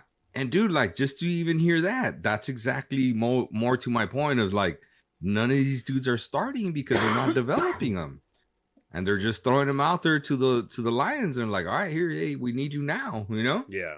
Like, well, what are you getting if you throw them out there and yeah, we need you now, still give me a chance to develop? And I feel like that's why these young quarterbacks are just phasing out faster than before. I don't know. Yeah. What do you think? Any thoughts on that? What do you think? I agree wholeheartedly that not only are they burning out, but their careers that looked like they would have so much they're going to have a great professional career, they get cut short because they get put. I mean, if you're getting drafted, realistically, if you're getting drafted top 10, that means the team you're going to more than likely, other than trades and stuff like that, but more than likely had a very shit year the year before. So that means they're rebuilding. They don't have a set team there ready for you to really take hold and move forward, kind of thing. They expect you to kind of make miracles with a shit team. Hey, just get through this season. We'll try and draft somebody else later. We'll try and trade for somebody to come in. But you're setting them up for failure when you're expecting gold, and you're giving them shit to work with. That makes sense? Yeah, no, I agree. Yeah, I totally agree. Yeah, man. So like a dude I'm seeing right here that, got off to a hot start and has kind of slowed down since. And I just don't see him being that guy anymore. And he's now dealing with injuries all the time. Maybe again, because he didn't have a chance to develop or whatever, grow a little bit, like Justin Herbert. Yeah. From the Chargers. I mean, remember that dude lit the world on fire for his first 2 years. 31 TDs first year, 38 second, 4,336 passing yards first year, 5,014 the next. Then the year after, 2022, is when he had the 4,725 TDs, still respectable. Yeah. But then last year, it felt like he took a big step back. In 20 TDs, he played 13 games, and then this year he's already dealing with like injuries, and it looks like they're using him more as a game manager as opposed to a gunslinger, I agree. So I don't know, man. I don't know. I don't have the answer for it, but I guess everybody's just kind of hoping to give their team a hope and prayers, right? Something to cheer for, something to look forward to, right? There you go. So I don't know. Yeah, but I feel bad for Bryce. I don't think it's the end of his story. It's just a part of the path that he has to walk. A lot of times, I mean, he's got to put some time to understanding the mental part of the game. And if he gets that part, then maybe he can make the adjustments, Look at Geno Smith. He was a first round pick, right? He went out there, did not succeed the way people were hoping to. He had some success, but he ended up being a backup quarterback. Finally, after so many years in the league, gets to go to the Seattle Seahawks to start. He didn't even play in 2019. There you go. And now last year he had an amazing, probably the best season of his career last year. Right? The year before. The year before.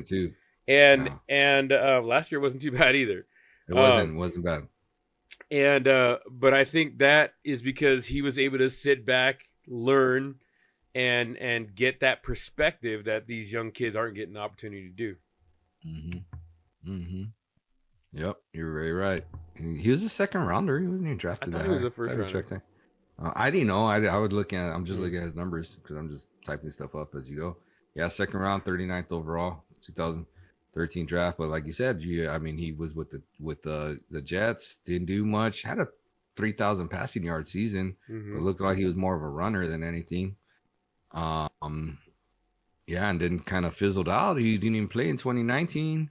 Basically, didn't play 2020. He was a backup for Seattle. He said he came into one game. You know who's another Get quarterback started. that came Huh? in? You know another quarterback who came in and was, I want to say they were the backup when they after they got drafted, and then they shipped out the main guy, or he got hurt, whatever it might be. He stepped in Drew and took Brees. over. Well, I was gonna say Joe Flacco and Sean Watson. yeah, no, not Sean Watson. Joe Flacco when he was with the Ravens, because now it's Lamar Jackson. Lamar Jackson. Yeah. That's yeah, look, jeez. Yeah. And Drew Brees is a Hall of Famer, man. Oh, 100%. This guy's so good. He's so good. They did him so dirty over there with San Diego. Mm-hmm. They did him dirty. Mm-hmm. But yeah, he went on, just had, Hall of Fame season with New Orleans. Good for him. He's a good dude. Mm-hmm. Joe Flacco. Flacco. But Joe was always a little bit of an underachiever, don't you Right, think? but I'm not. But my point to that was this what's his name got a chance to learn and watch before he got just thrown in there. Did he Lamar Jackson? Let me see here. Did he? I want to say I don't yes. think so. I want to say yes. Wasn't he the number? He won the Heisman. He was what? Oh no, he was the first round 32 overall. He won the Heisman. Yeah, you're right. I would say you're right because he started 7 games. So that means he didn't play the whole season. He wasn't the good dude right out the gate. I got one right, guys. I got one right. Second season when he came and had that stupid good year, he won his first MVP. Mm-hmm. 36 TDs, passing, and I can't even tell how many. It's amazing what a year of learning will do for you, or a season of learning will do for you, right? Yeah. But he's never been up at 30 TDs again. He's at 26, 24. Last year he had a good year. I think it's just because he beat the Cowboys. Gave him a signature win late in the year. Speaking of which here. It's a perfect. That was a beautiful segue, sir. Because the Cowboys play the Ravens this Sunday. Will the Cowboys bounce back against the 0-2 Ravens, or will the Ravens finally figure out what they're doing and get that first win of the season? Compa. All right, so you're gonna say. I know you're gonna say the Ravens. If we're gonna do our picks, we're gonna do our picks here in a little bit. Yeah, and I have the Ravens on that game. Okay, I just think they're the better team. Yeah, I just think they're the better team. I want to be wrong though for you and Joe. Joe's at the game, my buddy. Shout out to my buddy Joe. He's at the game, and I want to be wrong, but I wanted to be wrong last week, and I took the Cowboys, and hoping to be right there, and yeah, that kind of backfired, so that hurt. And I just don't see it, man. I don't. Yeah, I just think the Ravens they're itching, bro, and I feel like they're itching to put a pounding on a good team, and I think it's gonna be the Cowboys. Like, I just don't. I mean, the Cowboys couldn't stop a damn run last week. I agree. That's what Baltimore does is they run the dang ball. That's all they do. That's all they do. So it's like, damn, all right. Now, if it was a passing team, all right, I can see it, Yeah. But it's a running team, man. I just don't. I don't know that they got blown out. Don't get me wrong. Like I don't know if they got blown out last year, but last week, but they lost kind of ugly. I don't think they go blown out or lose that ugly this week. Do I think they lose by more than a touchdown? Ooh. I don't think they lose by double digits. How about that? I'll take that. I think that the Aubrey makes it interesting, keeps us in the game, but I do believe that the Ravens go ahead and get their first win of the season. Yeah, for sure. Now, for sure, we go from one ass whooping that happened last week to another that could happen. Right? Will the Saints show the world that they mean business and handle the Eagles this weekend? They took care of one NFC East team last week. Are they going to take care of the second? I think it's going to be a little bit more of a shootout because they have more balance. The Eagles have more balance to their offense. Does that make sense? Yeah. The Eagles defense isn't as good as the Cowboys defense. But so people are like, well, why would it be different then? Right? Because you'll be able to control the ball more. Yeah. Right. And the Cowboys, in my opinion, I've told you this from the beginning, they're very one-dimensional this year because they don't have a runner. They don't have a running back. You know? Speaking of which, how many points did Ezekiel Elliott score last week? Not 1.5 points fantasy. I don't know. I don't have him in any of my leagues, so it doesn't matter. Neither do I. But yeah, he's the dude that you don't have a running back, man. That's why I thought like the perfect running back to target was the dude you guys are going to be facing. Yeah. I was like, damn, he's from Texas. Like he still got some gas in there. He does.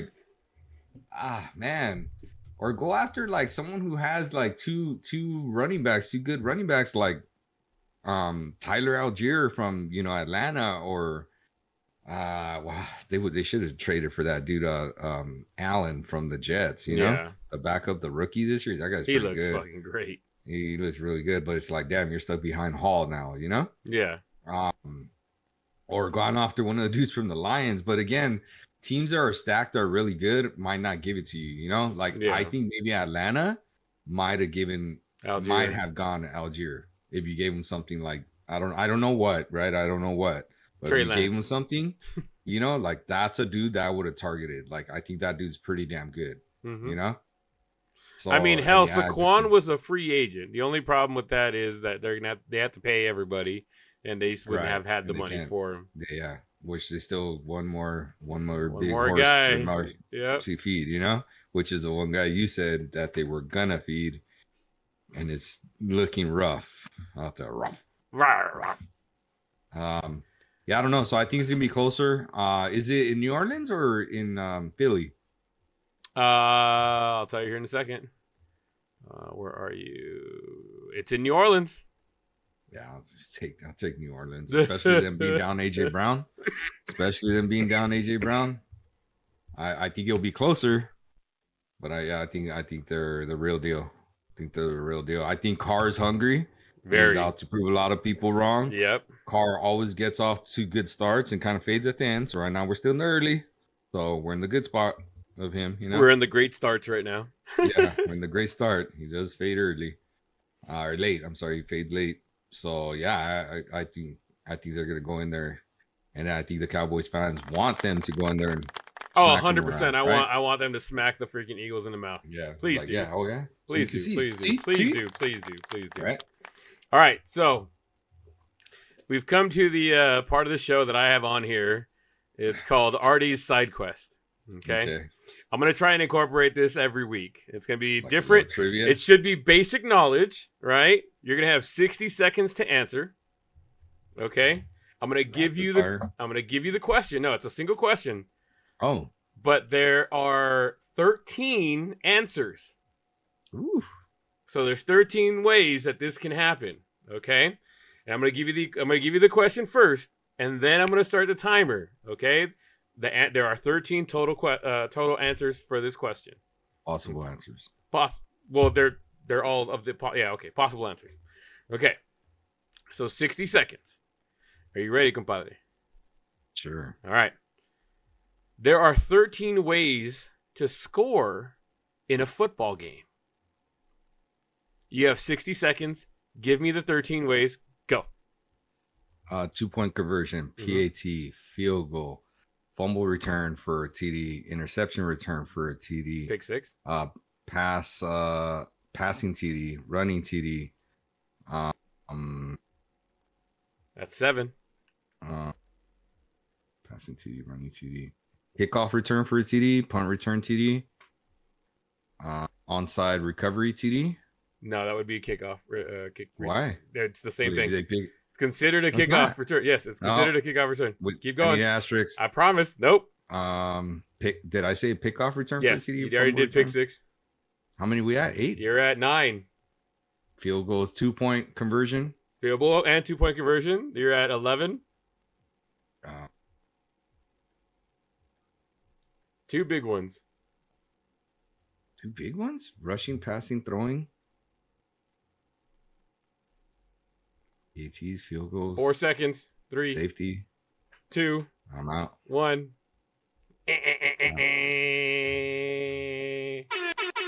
Hey, you got a lot of them though, so I'll give you that one. One of them is pretty. It's pretty tough. A defensive 2-point conversion return. That's what I was telling you, like a kickoff return.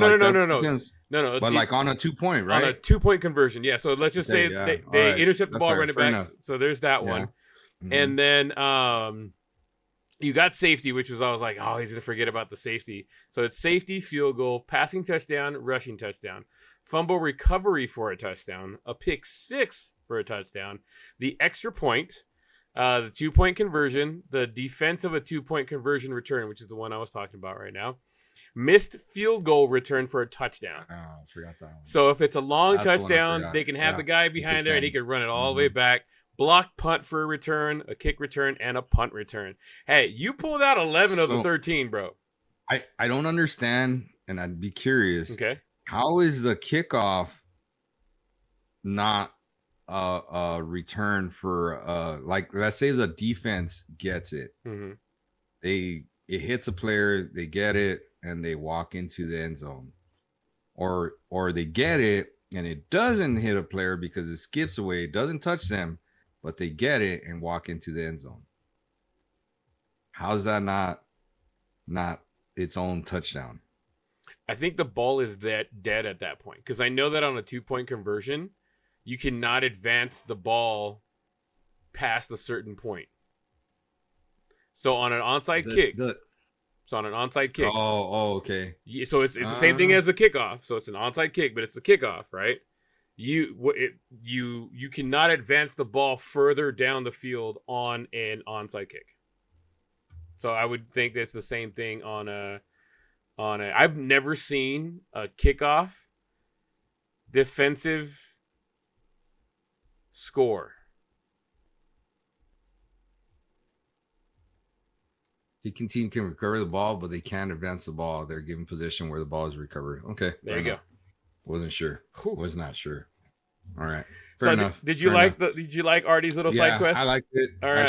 I should have known the 2.1 take it back, but I was stuck on the kickoff, and I'm like, I don't think I had seen it, but I thought logically to me it was making sense in my head, right? Gotcha.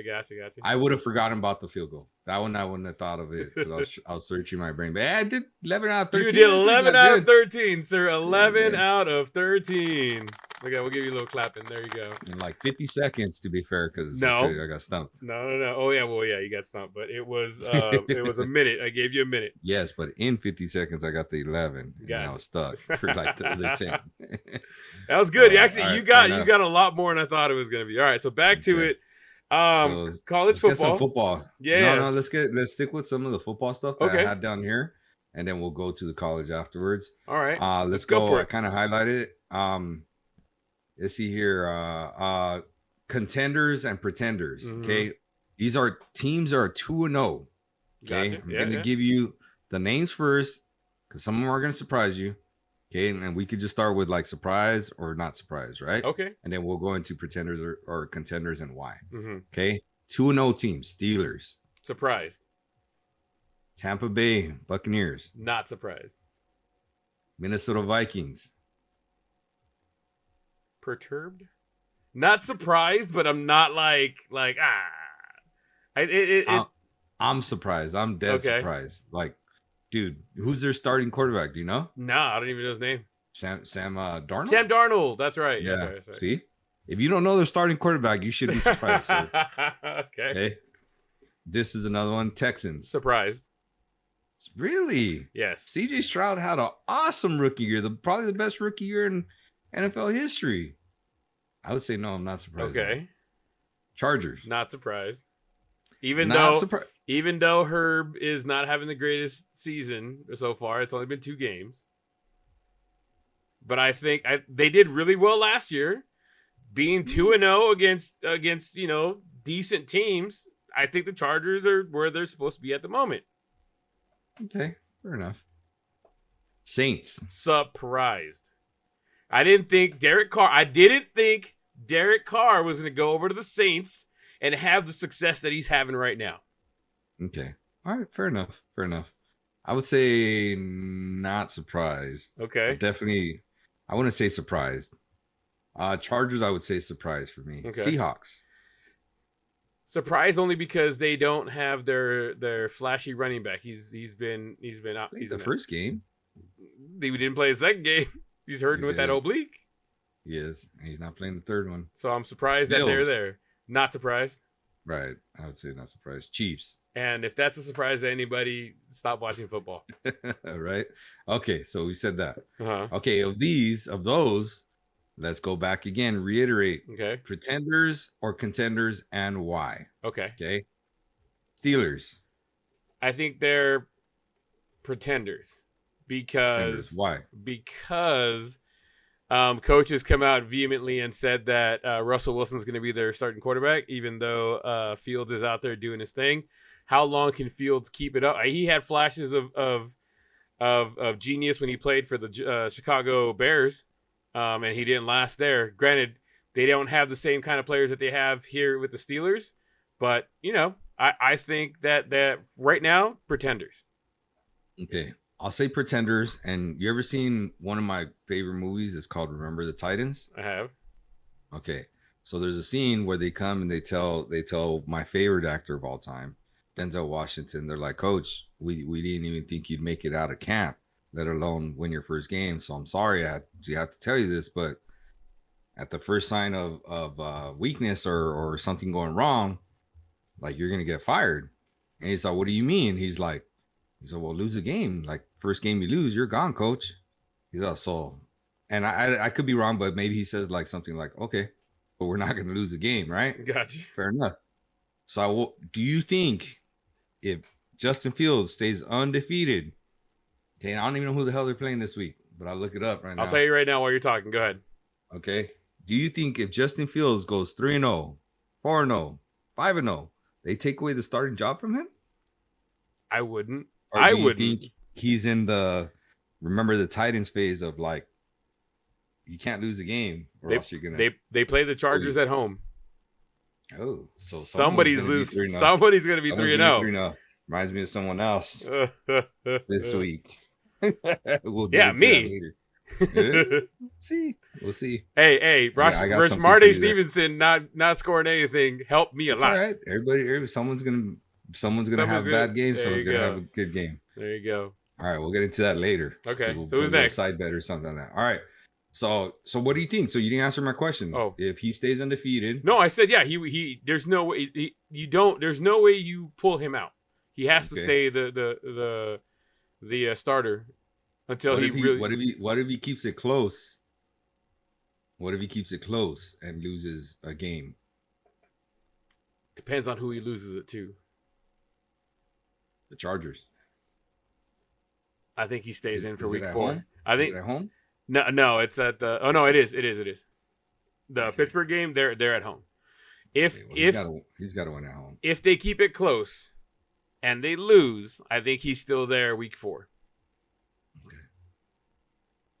If they win, I think he's there week 6. Okay. Fair enough. Because one of the things they've been talking about this year is like he hasn't been the flashy guy that he was in Chicago. Mm-hmm. But he also has not made any mistakes that he did in Chicago. Yeah. So he's been more of a game manager. Knock on wood. So far. I picked him up in a couple of leagues hoping he'd be the flashy dude and, give those fantasy stats, you know? But, what's in fantasy isn't always relevant for real life. This is true. All right, so, okay, Tampa Bay Buccaneers. Contenders or pretenders? Why? Contenders. Baker Mayfield. I like him. I like him a lot. I really do. I think he came out. He's not the same kid, if you want to call it that. Right. He was with the Browns. He looks a lot more mature. He looks a lot better in the pocket. He's got better players around him. He's got a more complete team in Tampa Bay.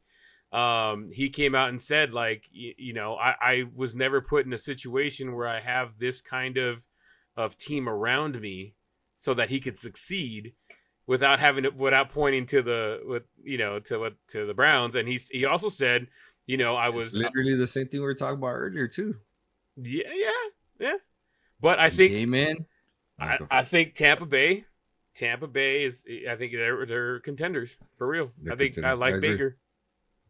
I do, and I think he didn't get that chance to develop. He was a number 1 overall pick. They threw him into the fire. Did he start every game? No, it doesn't look like, because he played 14 games and he started 13 of them. There's 16 in the season, so that means maybe they sat him for a little bit. I don't know. I don't know off the top of my head. He did have a good rookie year though. I mean, he threw 3,700 yards, 27 TDs. It's the Great White Hope. Yeah, right out the gate. Then next year, 3,800 yards and 22. The year after that, 35 and 26. Then he kind of dropped down a little bit, and then they got rid of him, basically, But I like him. I think he's matured. I think he's found his stride. I think he's around good players, good ball players. Like, he's got 2 really good wide receivers. The running back he's got is solid. Now he's hurt, I think, this week. White, I saw. Yeah. I saw. I don't have him this year. I did target him last year, but I didn't get him this year. But I think I saw that he's hurt. But he understands when to take his risks.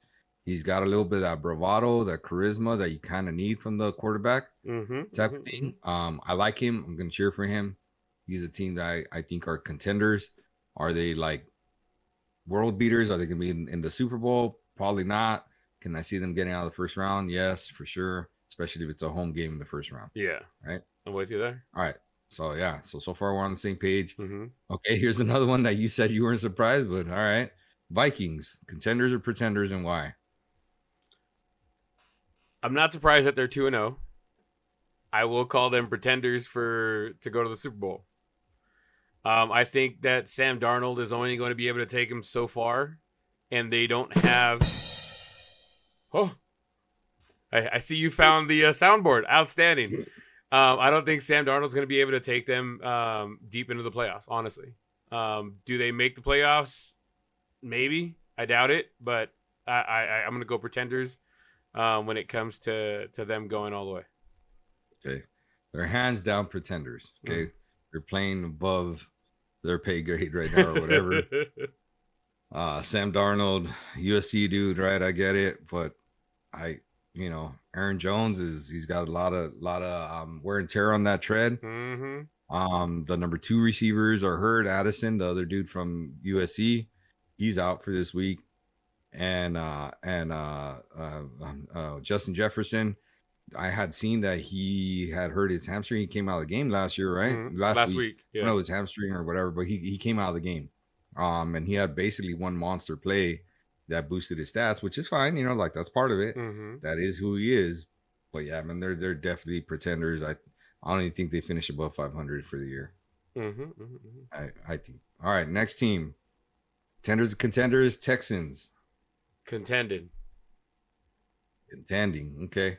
I agree. I like them. CJ's a dog. He's got receivers galore over there. Yeah. He's got another running back with wear and tear on those tires, with Joe Mixon, who's actually hurt this week and out. He is hurt this week. Not to mention the backup is hurt and out this week, Pierce.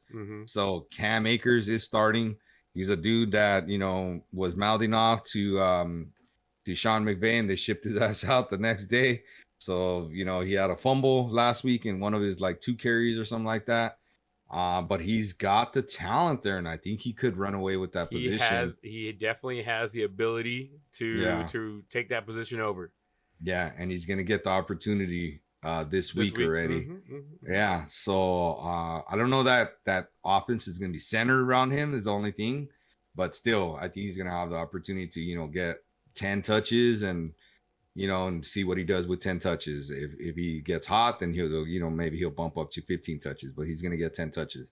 Yeah, I like CJ, man. I like CJ. He's a local boy. We talked about his story, in the past, I think. But I like CJ. He's a Rancho Cucamonga kid that just became a star in the NFL and even in college, he was a two-time runner-up. to the Heisman Trophy. Did you know that? I didn't know he was a two-time runner-up. No. Yeah, two-time runner-up. He was the last dude to get on. There's this show, this popular show. He was the last dude to get on this popular show for quarterbacks in high school, and he won the whole thing. So it's like, damn, this dude's been the underdog his whole life, type of thing, you know. And he still, yes, he had a great rookie year, but yeah, and I like the way he talked to Caleb Williams, even though Caleb kind of brushed him off a little bit. But I like the way he talked to him, you know. Now maybe Caleb brushed him off because he's like, hey, bro, like I beat you off for the Heisman already, you know, like you can be talking to me, type of thing. And you're only in your second year, you know? Hey, that's one more year than Caleb has. I agree. And he won the rookie of the year. And won the rookie year. So anyways, I'll take Contenders. I really like them. Defense is a little bit of a question mark, but the offense will keep them in the games. All right, next team, Chargers. Contenders or pretenders? Can we wait till after the week 3? It's got to be now. Monica's probably going to be yelling at me. I need to see how they do in week 3 to call them contenders. So right now, I'm going with pretenders. Okay. So now you said, which is interesting, because you said you were not surprised on how well they're doing based on who they played. Blah, right. Blah, blah. Right. So, but which is why you're making me choose the longevity of the. I'm taking the 2 games that they've played so far. They did amazing. That for all of them, though, for every team we're talking about.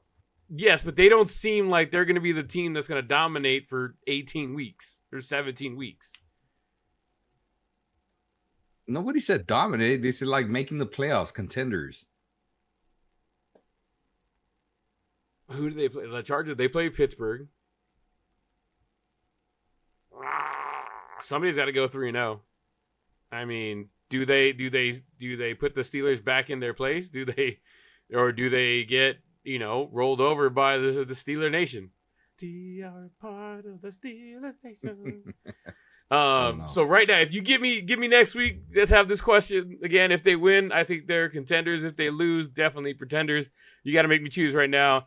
I do like what they've done over the first 2 weeks, but I don't think they're contenders. So I'm going to go with pretenders. Okay, I'm going to say they're contenders. Okay. Do I think they dominate the whole season like you just said? No. Hell no, in fact, right? Do I think they find a way to sneak into the playoffs? Yes. That makes them contenders, because all you need is a chip in the chair in the playoffs, man. Chip in the chair. Right?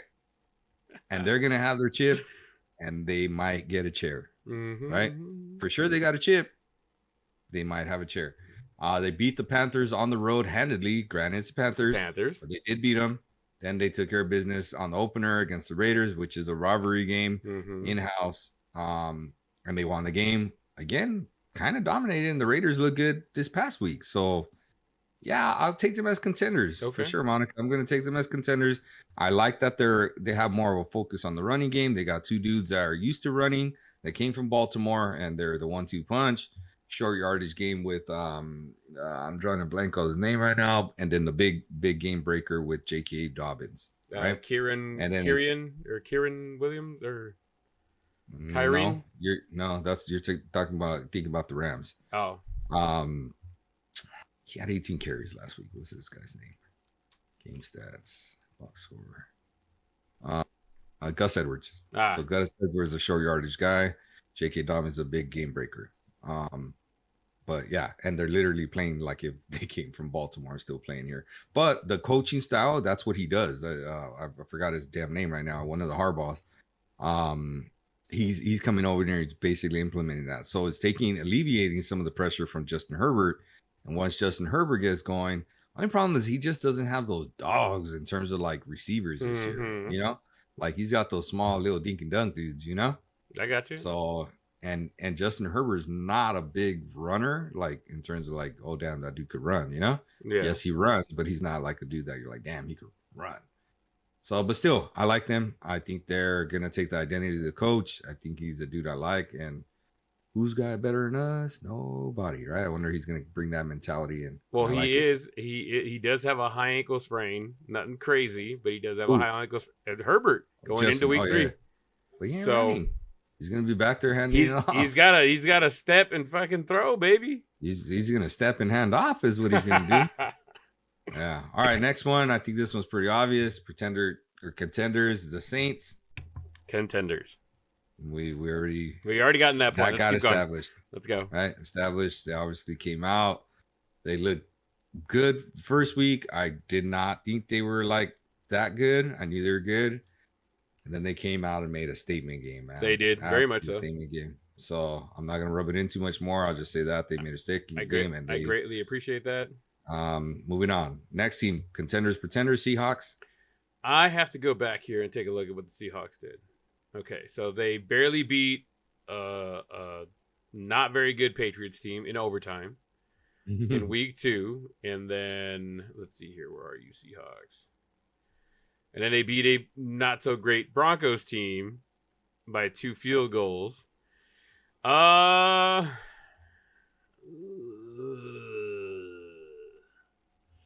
see week 3. Right now, if I have to take they're in the NFC West, right? Mm-hmm. Let's see here.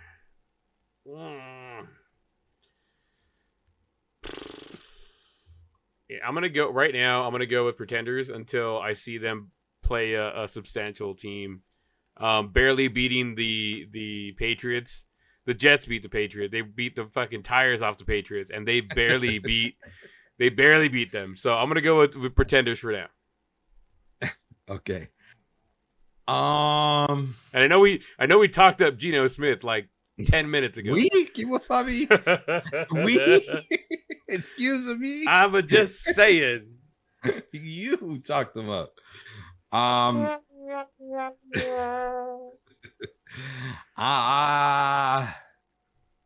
Dude, that division's hurt so much. Yeah. And I think the Rams are going to be just so bad this year after I had my heart set. But that injury bug has hit the 49ers and Rams so bad. I'm going to say pretenders just because I think I don't know. Are they playing the Cardinals this week? That's what I'm pulling up right now. Week 3. Week 3. They're playing the Lions. Okay. That's going to be a tough game. That's going to be a really good game. That's going to be maybe the game of the week, you know? For me to watch. I got to see some of the other matchups. But, man, when I start looking at, like, okay, who they playing. The Seahawks are going to play the Dolphins next. Yeah.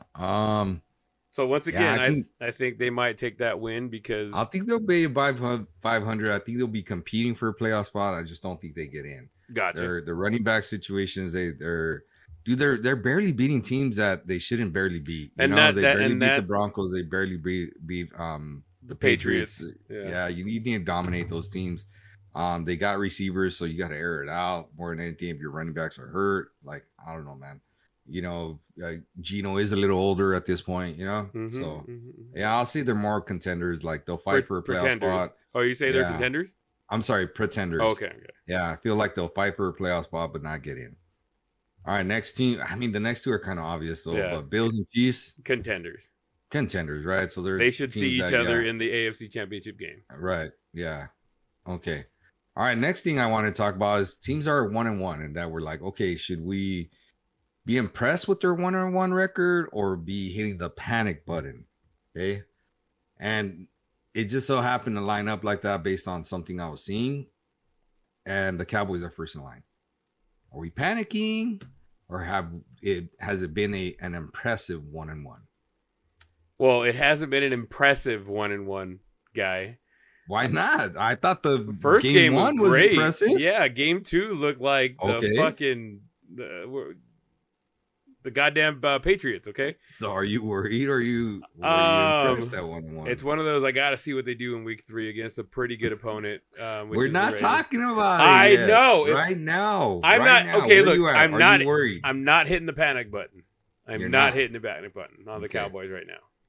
Okay, so we'll just keep it that. We're hitting the panic button on these teams 1-1. So when you see your team go 1-2 next week, are you hitting the panic button? Yeah, maybe. Yeah. Possibly. Okay. They go into a bye week and then they have the Niners right afterward. After week 3, they go into bye week? I think so. No way. Someone's got week 4. Oh, well, no. Week 5 they have the bye week. They come back week 6. Okay, that I believe. That I believe. I was like, damn, but week after week 3, like you tripping. Yeah. Okay. Week 5, I believe. All right. Yeah, I'm panicking on the Cowboys. Okay. Not gonna lie. Uh, I think they're not winning that division this year. Because it feels like they won 2 years in a row, the division. Yeah. Brent? Yeah. Well, yeah. So they're due for not winning one. They don't have the running situation locked in place. They did not address that. They didn't. I don't think they got stronger this offseason. They just lost their tight end. Yes, he got hurt. Okay. So now you didn't add anybody and you just lost a key player. They don't have another dog of a receiver beside CD. Right. Right. And their defense is one injury away from really like imploding. Yeah, imploding. Now they're always really strong, one deep, right? We did lose Jerron Bland at the beginning of the season. He's gonna be out for like 4 or 5 weeks. We did get back Diggs, and he got an interception already. Yeah. So you lost the other DB, right? Mm-hmm. To free agency. Right, so, yeah, they let him go. They never picked him back up, which is dumb. Okay. I think they should have grabbed him. Right. They should have paid him and kept him. I'm worried for the Cowboys. I'm worried, but I'm not hitting the panic button. I'm not panicking. That was pretty bad this last game, because my thing was like, dude, they got blown out in a similar fashion to Green Bay. You know what I'm saying? In a playoff game, they're just like, oh, well, it's a playoff game. But now it happened at home in a regular season. Yeah, they had gone like 16 games at home without losing. You know? And now they're playing another good team at home. Yep. Dude, if that game's not close this week, oh, man. I'm worried. I'm like, keep all the sharp objects away from my compa. Like, no pool, close the pool, the blinds, like, just hold him. Someone hold him. Because it's the truth, man. It's the damn truth. Because I don't see we talked about this, we'll get into the picks later, but I don't see them walking away from, I see them being 1-2. If they're 2-1, man, you got to click your damn heels in the air. I'll tell you that right now. I will definitely be clicking my heels. Click your damn heels in the air. All right. So next team, 1-1, the Lions. No. Panic? Not panicking whatsoever. Not at all. Okay. I agree with that. I think they've been an impressive 1-1. They lost 20-16 to Tampa Bay, who's a damn good team. They're a damn good team. And then they beat the Rams. You know, the Rams when they were healthy-ish, because Puka played half of that game. They beat the Rams in overtime, which is, I guess, the only thing that kind of worries me is that they beat the Rams at home in overtime. You know, so you're just like, okay, yeah, but I still think they're impressive. I'm not hitting the panic button on that. No. Yeah, I'm not hitting the panic button for sure. Their 1-1 is not as ugly as, again, kind of the Cowboys, not to throw in the bus. Okay, 49ers panic button. Hitting the button. Hit the button. We're panicking. We're panicking. Yeah, no. The Niners, they just have so many guys hurt. So many key players. Not even just guys. Key players. So many of them are hurt. I'm hitting that panic button for them. Okay. I'm not panicking because I think they're gonna limp into that I don't see with the Rams being hurt, and if we're saying the Seahawks are not contenders, that only leaves the Cardinals and the 49ers, compa. Well, I think the Cardinals take that division this year. I think you might be right. I think the Cardinals find a way to take that division this year. I think the 49ers limp into the playoffs and maybe get healthy by then and make a run in the playoffs. And I think they're almost trying to set that up with McCaffrey, where they're like, you know what, it's cool, bro. Let Mason do his thing. We'll bring you in, get your little rhythm going at the end, and see, and we're gonna ride that horse at the end. You know? I got you. But look, yeah. So I would not hit the panic because they're kind of deep, and they know how to win, and they have a defense that's a little more well-rounded, or maybe a better scheme than most. So I think the games, they're not going to be blowouts or anything, kind of how they were last year. But I think they're going to be a lot of like tight-nosed games, and I think maybe they contend for that division title, but they make the playoffs for sure. And they might No pun intended, limp into the playoffs. I got you. On crutches. A Yeah. walking boot, though. All right. Walking boot. Next 1-1 team. Are we hitting the panic button on the Dolphins? Yes. 100%. 100%. There is nothing there to just be like, you guys are gonna be all right. I don't think they're gonna be all right. The backup quarterback situation is not ideal. I had so much hope because I got A-Chain or HN in so many leagues, and I'm like, this dude, they're gonna ride him, and then they're gonna play action, and they're gonna pass out, and they're gonna do this and that, and it doesn't work if Tua ain't there. And guess what? Tua ain't there. What are you gonna do about that? Good. But they might feed him the ball more because Tua ain't there. It's true, but then all you got to do is scheme for the run. I agree. So hit the panic button for sure. There's a back opponent for sure. If I had a C1 right here on this list, we're panicking. That's at the top of the list. There you go. Browns. Are we panicking on the Browns? I'm gonna say yes because Deshaun Watson is not Deshaun Watson. Yeah. They have a decent defense, but Deshaun Watson ain't Deshaun Watson. He's not. I agree. He's riding he's riding those the curtails from what 2022 or 2020 whatever. When he used to be the guy. But he's definitely not that guy. Yeah, he's a panic button. It's the Browns, right? They find a way to kind of hurt themselves. Yeah. You know, they don't look good. The receivers look older, slower. You know, their running back situation, they got a small dude back there. He's good, but I mean, small dudes only last for so long, type of thing, you know. All right, so for sure, panic button. Packers. Once again, Jordan Love is not at 100%. He's not gonna play this week. We'll see if he comes back in the interim. He's listed as questionable, compa. They said he's not playing this week. Who said? Who's they? The people. What people? Because you say you're on the Cowboys, so you have inside knowledge I don't know about, or what? Damn right. Who's they? Let's see here. Jordan Love. We're talking about. I've seen he's questionable. I don't think he's gonna play personally. I think it would be dumb. Who the hell they're playing this week too? Another thing. Tennessee Titans. They're playing. I wouldn't play him, dude. Exactly. They could beat the Titans without him. I think so. Realistically, they could beat the Titans without him. See his projection. They honestly could beat. Dude, they might not need him for the next 3 games. Well, they said originally his injury was a 3 to 4 week recovery. He's been tabbed as day to day as of today, but they're definitely not looking to rush him back. Right. It was that MCL spray. He's not playing. So who's they, homeboy? Who's this inside knowledge on the Cowboys team you play on that he's talking about? Let's see. I'm trying to find it because it came across my thing on CBS. It. That's why. Bruh. You're gonna find it. But what my point is, okay, I'm worried, but I'm not panicked. Gotcha. Does that make sense? Yeah. With the Packers, because he kind of got hurt at if you're gonna get hurt, this is a part of the schedule where it's okay to get hurt. You know what I'm saying? They lost a close one of the Eagles. They were on the road. Okay, that's a fair. Then they beat the Colts at home, 16-10. I thought the Colts were going to win that. Now they're playing the Titans. They're playing the Titans on the road, but the Titans just suck. Okay, they're playing the Vikings at home. They're always a better team at home, the Packers. And then they're playing the Rams, again, a team that's hurt too, even more so than them, but they're playing them on the road. So if you're going to get hurt, these are kind of like the 3 teams you want to be playing with a hurt or a backup quarterback. You know what I'm saying? Yeah. And I could see them going 2-1 in these next 3 games. I can see that. Would you not say? I get you there. So then if they're 1-1 and they go 2-1, they're going to be 3-2 overall, right?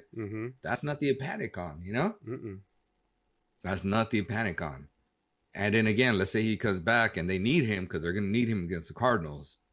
Okay, then he's going to need to win that game. That's when you need him healthy. Yeah, for sure. And then he's got the Texans. Then he gets into the good part of the schedule where they need him there, you know? So I'm not going to panic on them. I am a little worried. They need to go find a way to go 2-1 these next 3 games. Cardinals, 1-1. Not panic whatsoever. Not at all. They're probably the most impressive 1-1 team I've seen. I may have to double back on that when Call of Duty 8 or whatever comes out at the end of October. But that's funny. But no, I absolutely not panicked whatsoever for the Cardinals. They look impressive and they're doing what they're doing. Yeah. Again, they lost 28-34 to the Bills. Bills on the road. Then they smacked the Rams. Granted, they're really hurt and stuff like that. But they smacked the Rams at home. Man, dude, they looked impressive. That a 28-34 loss to a legit team on the road, that's impressive. Eagles. You panicking after what just happened on, what was it, Monday Night Football? No. It was one bad pass away from them securing the win there at the end. That final drive going down the field, they thought he was going to run it up the middle. He tried to dump it out to the side, and it was just a bad throw, and it cost them the game because all they needed was a first down at that point, and that would have iced the game. They would have won. Instead, they had. You talking about Saquon where they dropped it? Yeah. No. Okay. It was a pass towards the end of the game. There's probably about 45 seconds left or whatever, and the other team had no timeouts. He threw a little pass. I don't want to say it was Saquon, but it was one of the receivers. He just didn't catch the ball. It stopped the clock, and then they had to punt. They had to come all the way across the field to get that field goal, and they ended up doing it to tie the game to go into overtime. Okay. So. Well, I also think it came down to that Saquon drop. Yeah. Saquon catches out. That's it. They get the first down. Game's over. So it was one bad break away from winning that game. Yes, I'm not panicking. I'm panicking as a Cowboys fan, but I'm not panicked for the Eagles. I think the Eagles are going to be just fine. I think the Eagles take that division this year. I could see it happening. Yeah, I think Saquon's going to be on a mission this year, and that just gives him more of a chip on his shoulder. He's pissed off on the way the Giants handled that whole situation. We literally saw that because they put it on the Hard Knocks, which is just it made that organization look so bad. Terrible. And it made Saquon like him more. Even I get it, you're an Eagles fan, but it made you like Saquon more. You're like, he could have easily told him directly himself, dude, what? And people just saw it, how much they disrespected him, you know? And so now I think he's on a mission of that's why I wanted him everywhere this year. And I got him in our league, and you're facing him. Yeah, I am. And I think he's going to be a dog. I think this is going to be his best year of his career, in my opinion. Do you think he breaks the single season rushing record? No, I don't think he does all that because he's a dude that does a little bit of rushing, a little bit of receiving. He's in the right spot, you know? Gotcha. And then they paid him a lot of money to come over here and do that. You know what I'm saying? So that's another thing where I think they didn't bring him in here to be a role player like some of the other running backs that they had before. Gotcha. They brought him to maybe build the offense around him and then of course have your star receivers and just alleviate some of that pressure from Hurts, you know? Yeah. So, and I think, so that's what I think. So, yeah, I really like them. That's another team that I really like. That's, 1-1. The Raiders. I saw this knock knock joke. So knock knock. Who sent you the knock knock joke? I found it online. It was I sent it to you. Was it you that sent it to me? Yes. That's what I was asking. Okay, knock knock. Who's there? Ray who? Raiders. Jesus Christ. I'm not panicking for the Raiders only because I wasn't impressed with them from the beginning. Gardner Minshew is going to have flashes of Gardner Minshew madness. But I don't think they're going to be going anywhere. If you ask me contender, pretender, I'd definitely say pretender on that. I'm not panicked because I didn't expect that much from them. Okay. So I've been impressed with them. Okay. They beat the Ravens on the Ravens home field, man. That doesn't happen very often. It does not happen. Any given Sunday, sir. Yeah, but then they lost to the Chargers and kind of uglyish, I guess, 10-22. Telling you, they're gonna live and die by Minshew madness, and they are. The highs are high, really and the lows are low. Adams, they got to feed Adams. that tight end they got's a stud. Might be the next dude. Might be what's his name, Bowser or something like that. Bowers or Bowers. There you go, Bowers. Mm-hmm. Yeah, Bowers. He's pretty good, man. But I like the other teams more in that division. So in their division, they got the Chiefs, obviously. The Chiefs, who's gonna take Chargers. It. And then the Chargers, the Chargers would beat the Raiders. So, like, what team do I like better between the Chargers and the Raiders? I like the Chargers more. Yeah. So you also chose the Chargers to be pretenders, and you chose the Raiders to be pretenders. But that can't happen because then that means you think the Broncos are contenders. So here's my question to you, compa, and stop being a little hater. Which one is the real contender? Because you can't pick two pretenders in there. One of them has to be contenders. I'm taking the Chargers as contenders. I already told you that. But you, sir, negative Nancy, you chose both of them to be pretenders. The Chiefs are taking that division. Yeah, but someone else could be in there from the playoffs, and someone else, I think, will be in the playoffs from that division. If you're gonna make me choose between the Raiders and the Chargers, to be a contender, one of those two to be in the conversation, I'll pick the Chargers to be in the conversation. Okay, fair enough. You hear that, Monica? I got him to say it. But the Chiefs are taking the goddamn division. I got him to say it. Monica, you can thank me later. All right. So that's it. Panic button. Are we impressed? Panic button. So now we get to the 0-2 teams. Mm-hmm. What team is most likely to bounce back from being 0-2? There's 4 teams that are 0-2. I was really surprised. Well, that I would put in this category because there's actually more. There's more, but these are I 100% agree with you. These are the 4 that's like, what? Yeah. That you just kind of turn your head like, damn, they're 0-2. Okay. The Ravens are 0-2. The Jaguars 0-2. The Bengals are 0-2. And the Colts, I would say, snuck into that 0-2, meaning like, okay, I could see that. Of that group, I could see the Colts being 0-2. No? Yeah, I'm there. Okay. I'm with you. But the other 3 to me are kind of surprises. I think the team most likely to have a bounce back game or bounce back from the 0-2 start, 100%, I'm going to go with the Ravens. Okay. From those 3. From those 4. Well, yeah, 3. Those 4. Yeah, those 4. No, you're right. You're right. Those 4. The Ravens, okay. Come back and win their division still? Yeah. I think if anybody's going to have from those 4 teams, if anybody's going to have that ability to do that, bounce back from an 0-2 start, I think it's the Ravens. Okay. Jaguars. What do we think where they fall there? Let's see here. Hold on. The Jags. So in their division, you got the Texans, Titans, and Colts. Well, I mean, the Texans look like they're going to run away with it. They got 3 teams 0-2 in that division. Yeah. The Texans are the only ones with the win. Texans are definitely, I think they're going to run away with that one. Okay. Do I feel like the Jaguars are going to come back and win the division? No. Could they sneak in the playoffs? If I'm looking at all the other AFC teams, they'd have to beat out the Browns, which shouldn't be too hard. The Ravens are right there. I think the Steelers fall off. The Jets, a wild card right there. I don't know. I don't think so. No, I don't. They already played their week 3 game though, homeboy.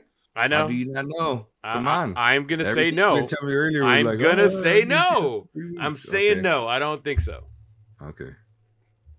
So, all right, Bengals. The Bengalis. Mm-hmm. They bounce back and make a playoff run. Here's my take, okay? Because you talked on the other ones, I kind of took your opinions. Go for it.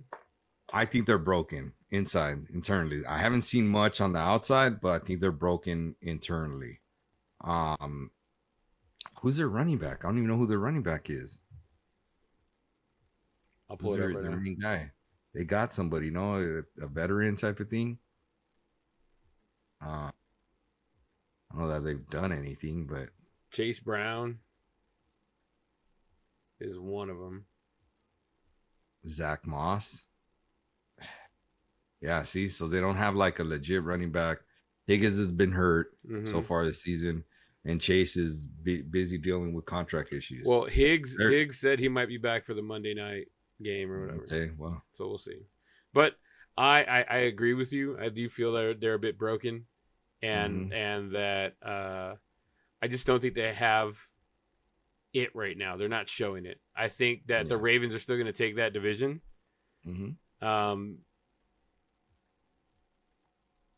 Do they have the opportunity to come back and be a wild card team? I mean, a broken clock's right twice a day. You know, any given Sunday, you know, you win by an inch. You find the inches all over the field. If they figure out a way to turn it around, I mean, it's a possibility, but I think it's an uphill battle for them to do that. I think they're really going to need to have some standout wins, and they're going to need to have some key teams have those just mishap games. Okay. All right, and lastly, the Colts. Are they are who we thought they were? They what's are exactly who they thought we were. What? But yeah, are who we thought they were. I know, I said it on purpose. Yeah. The other teams are 2 are the Rams, the Giants, the Broncos, the Panthers, the Titans. Yeah, the Panthers who are who we thought they were too.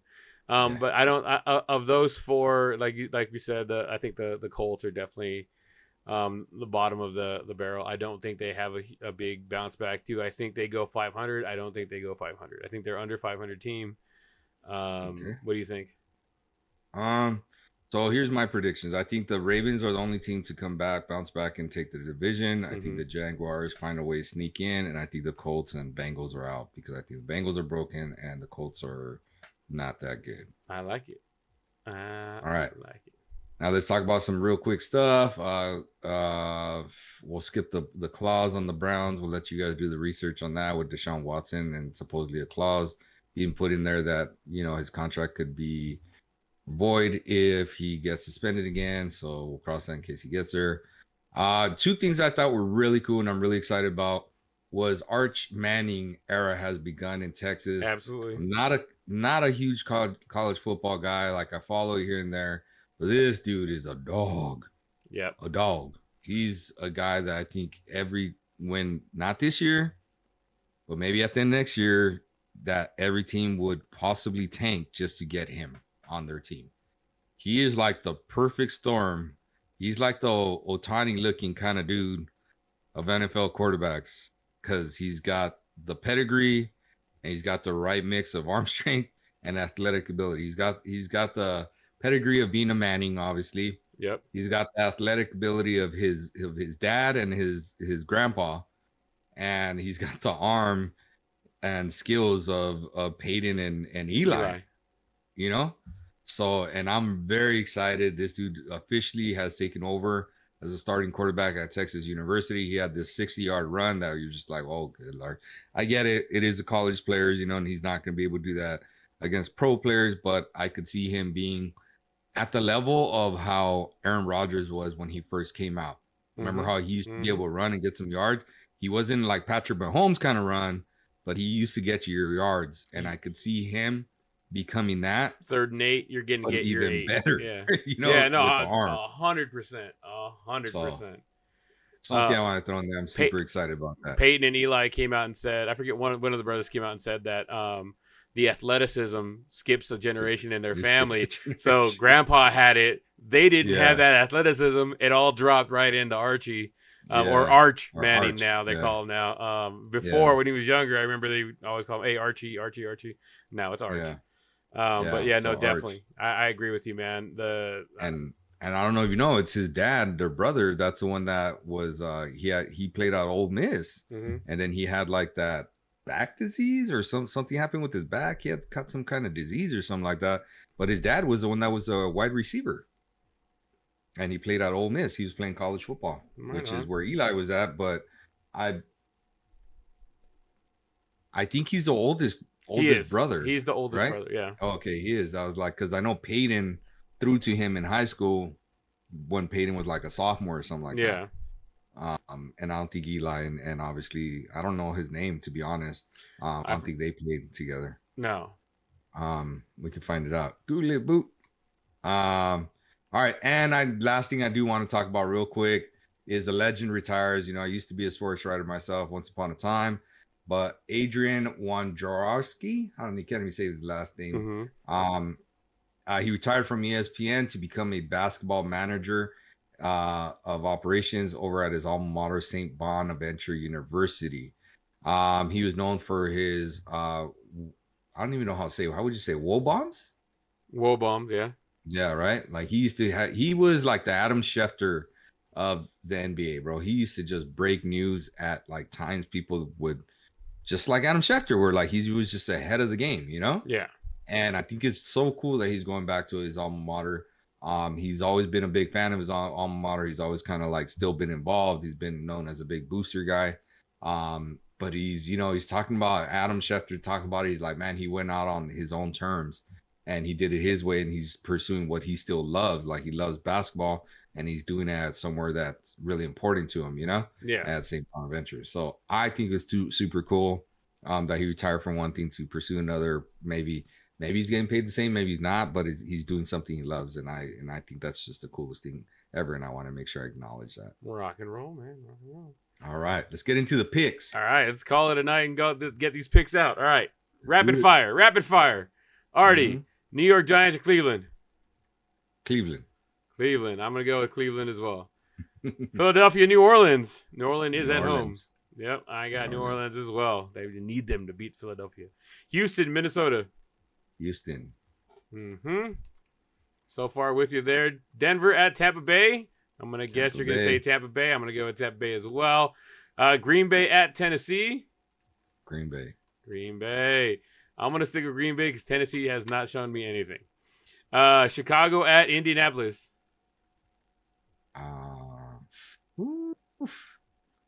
Tough one. I'm going to go, I'll tell you right now, I'm going to go Chicago on this one. Just because I think this is the game that I think that Caleb Williams has the opportunity to break out because it's Indianapolis. I'm going to go Indy. Ooh, here it is. First one of the night. All right, Chargers at Pittsburgh. Oh, man. Pittsburgh. Ooh. I'm going to go LA Chargers. So that's 2 back-to-back. We're going separados. All right. Miami at Seattle. No, I'm going to go as well because we know who's hurt. Carolina at Las Vegas. I'm going to put LV on you there. Me as well. Yeah. We're both going Las Vegas. San Francisco at the Rams. San Francisco. I don't want to.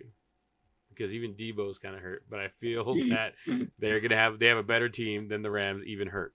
I'm gonna keep going. I'm gonna go with that one. Detroit at Arizona. That's gonna be probably the game of the week. Yeah, the game of the week. This is gonna be. I think it's gonna be close. I think it's gonna be the best one to watch.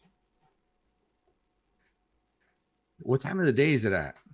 I want to say it's the 1 o'clock game. Sound dumb. 1? I want to say it's the 1 o'clock game. Give me 2 seconds here. They should have made it the prime Sunday night, but 1 o'clock game.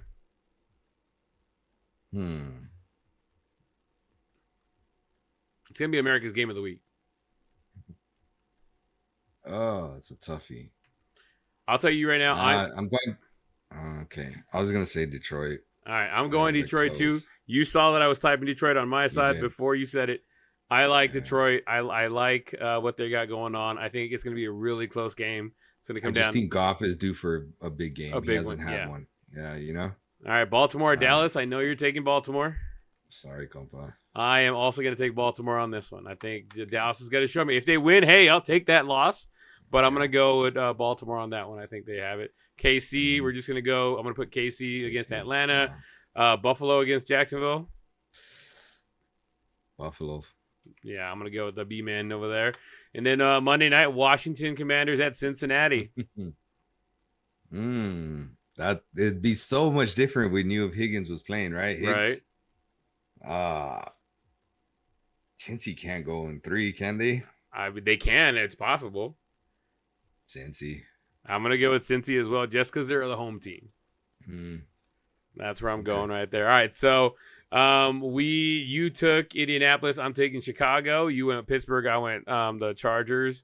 And then I think that is the only one. I just think you're just playing a little homer pick because of Caleb Williams, because all of a sudden you got married and you're a USC fan. Don't give me that shit. I honestly feel like he's gonna have a it's a I don't want to say it's an easier opponent, but it's a more I think it's gonna be better for him. I think it's gonna be a good game for him. I wouldn't start him on any fantasy football leagues, but I feel like it's gonna be a good game for him. Even without Keenan Allen. Even without Keenan Allen. Okay. Any last thoughts, compadre? That's it. It was fun. I really like getting the trivia was pretty good. 11 out of 13. I'm proud of myself there. There you go. I had a good time with the contenders, pretenders, and the panics and talking Shohei, man. That guy's a dog. Yeah, I think we spent 45 minutes just talking about Shohei. Yeah. But he's worth it. He's worth it. He really is. He is. Every penny. All right, let's hear that patented goodbye, compadre. Yeah. All right. Make sure we're being safe out there. Be nice to each other. Talk good about me when you hear others. Type of vibe. And good luck to Luke on his one-day tournament on Sunday. And yeah, so and I hope your Cowboys find a way to sneak that win out. I hope so too. Thank you so much for wishing Luke. Yeah. That's right. Go Empire this weekend. We got games. Oh yeah, Empire baseball. I forget. Yeah. Is our fantasy football. Me and you are going heads up. We are going heads up. But now you're the favorite to win. And that's okay.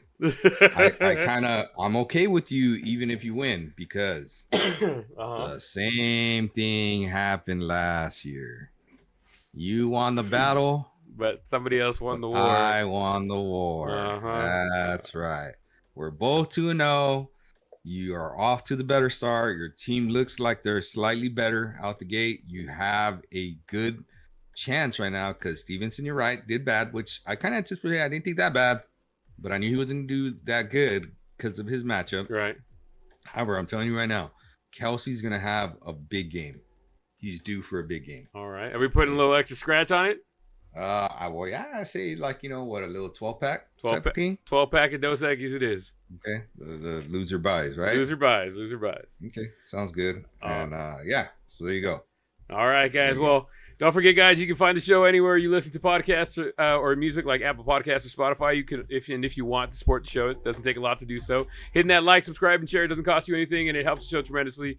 And as always, please give us a rate and a review if you are in the mood. Don't forget to click that notification button so you can get notified when the new show drops. And don't forget, you can always reach out to us at theblownstatepodcast@gmail.com, or if you know us personally, shoot us a message, or hit us up on any of these social medias, guys. Thank you guys so much, compadre. As always, it's been an absolute pleasure. We'll catch you guys next week. Peace. See you.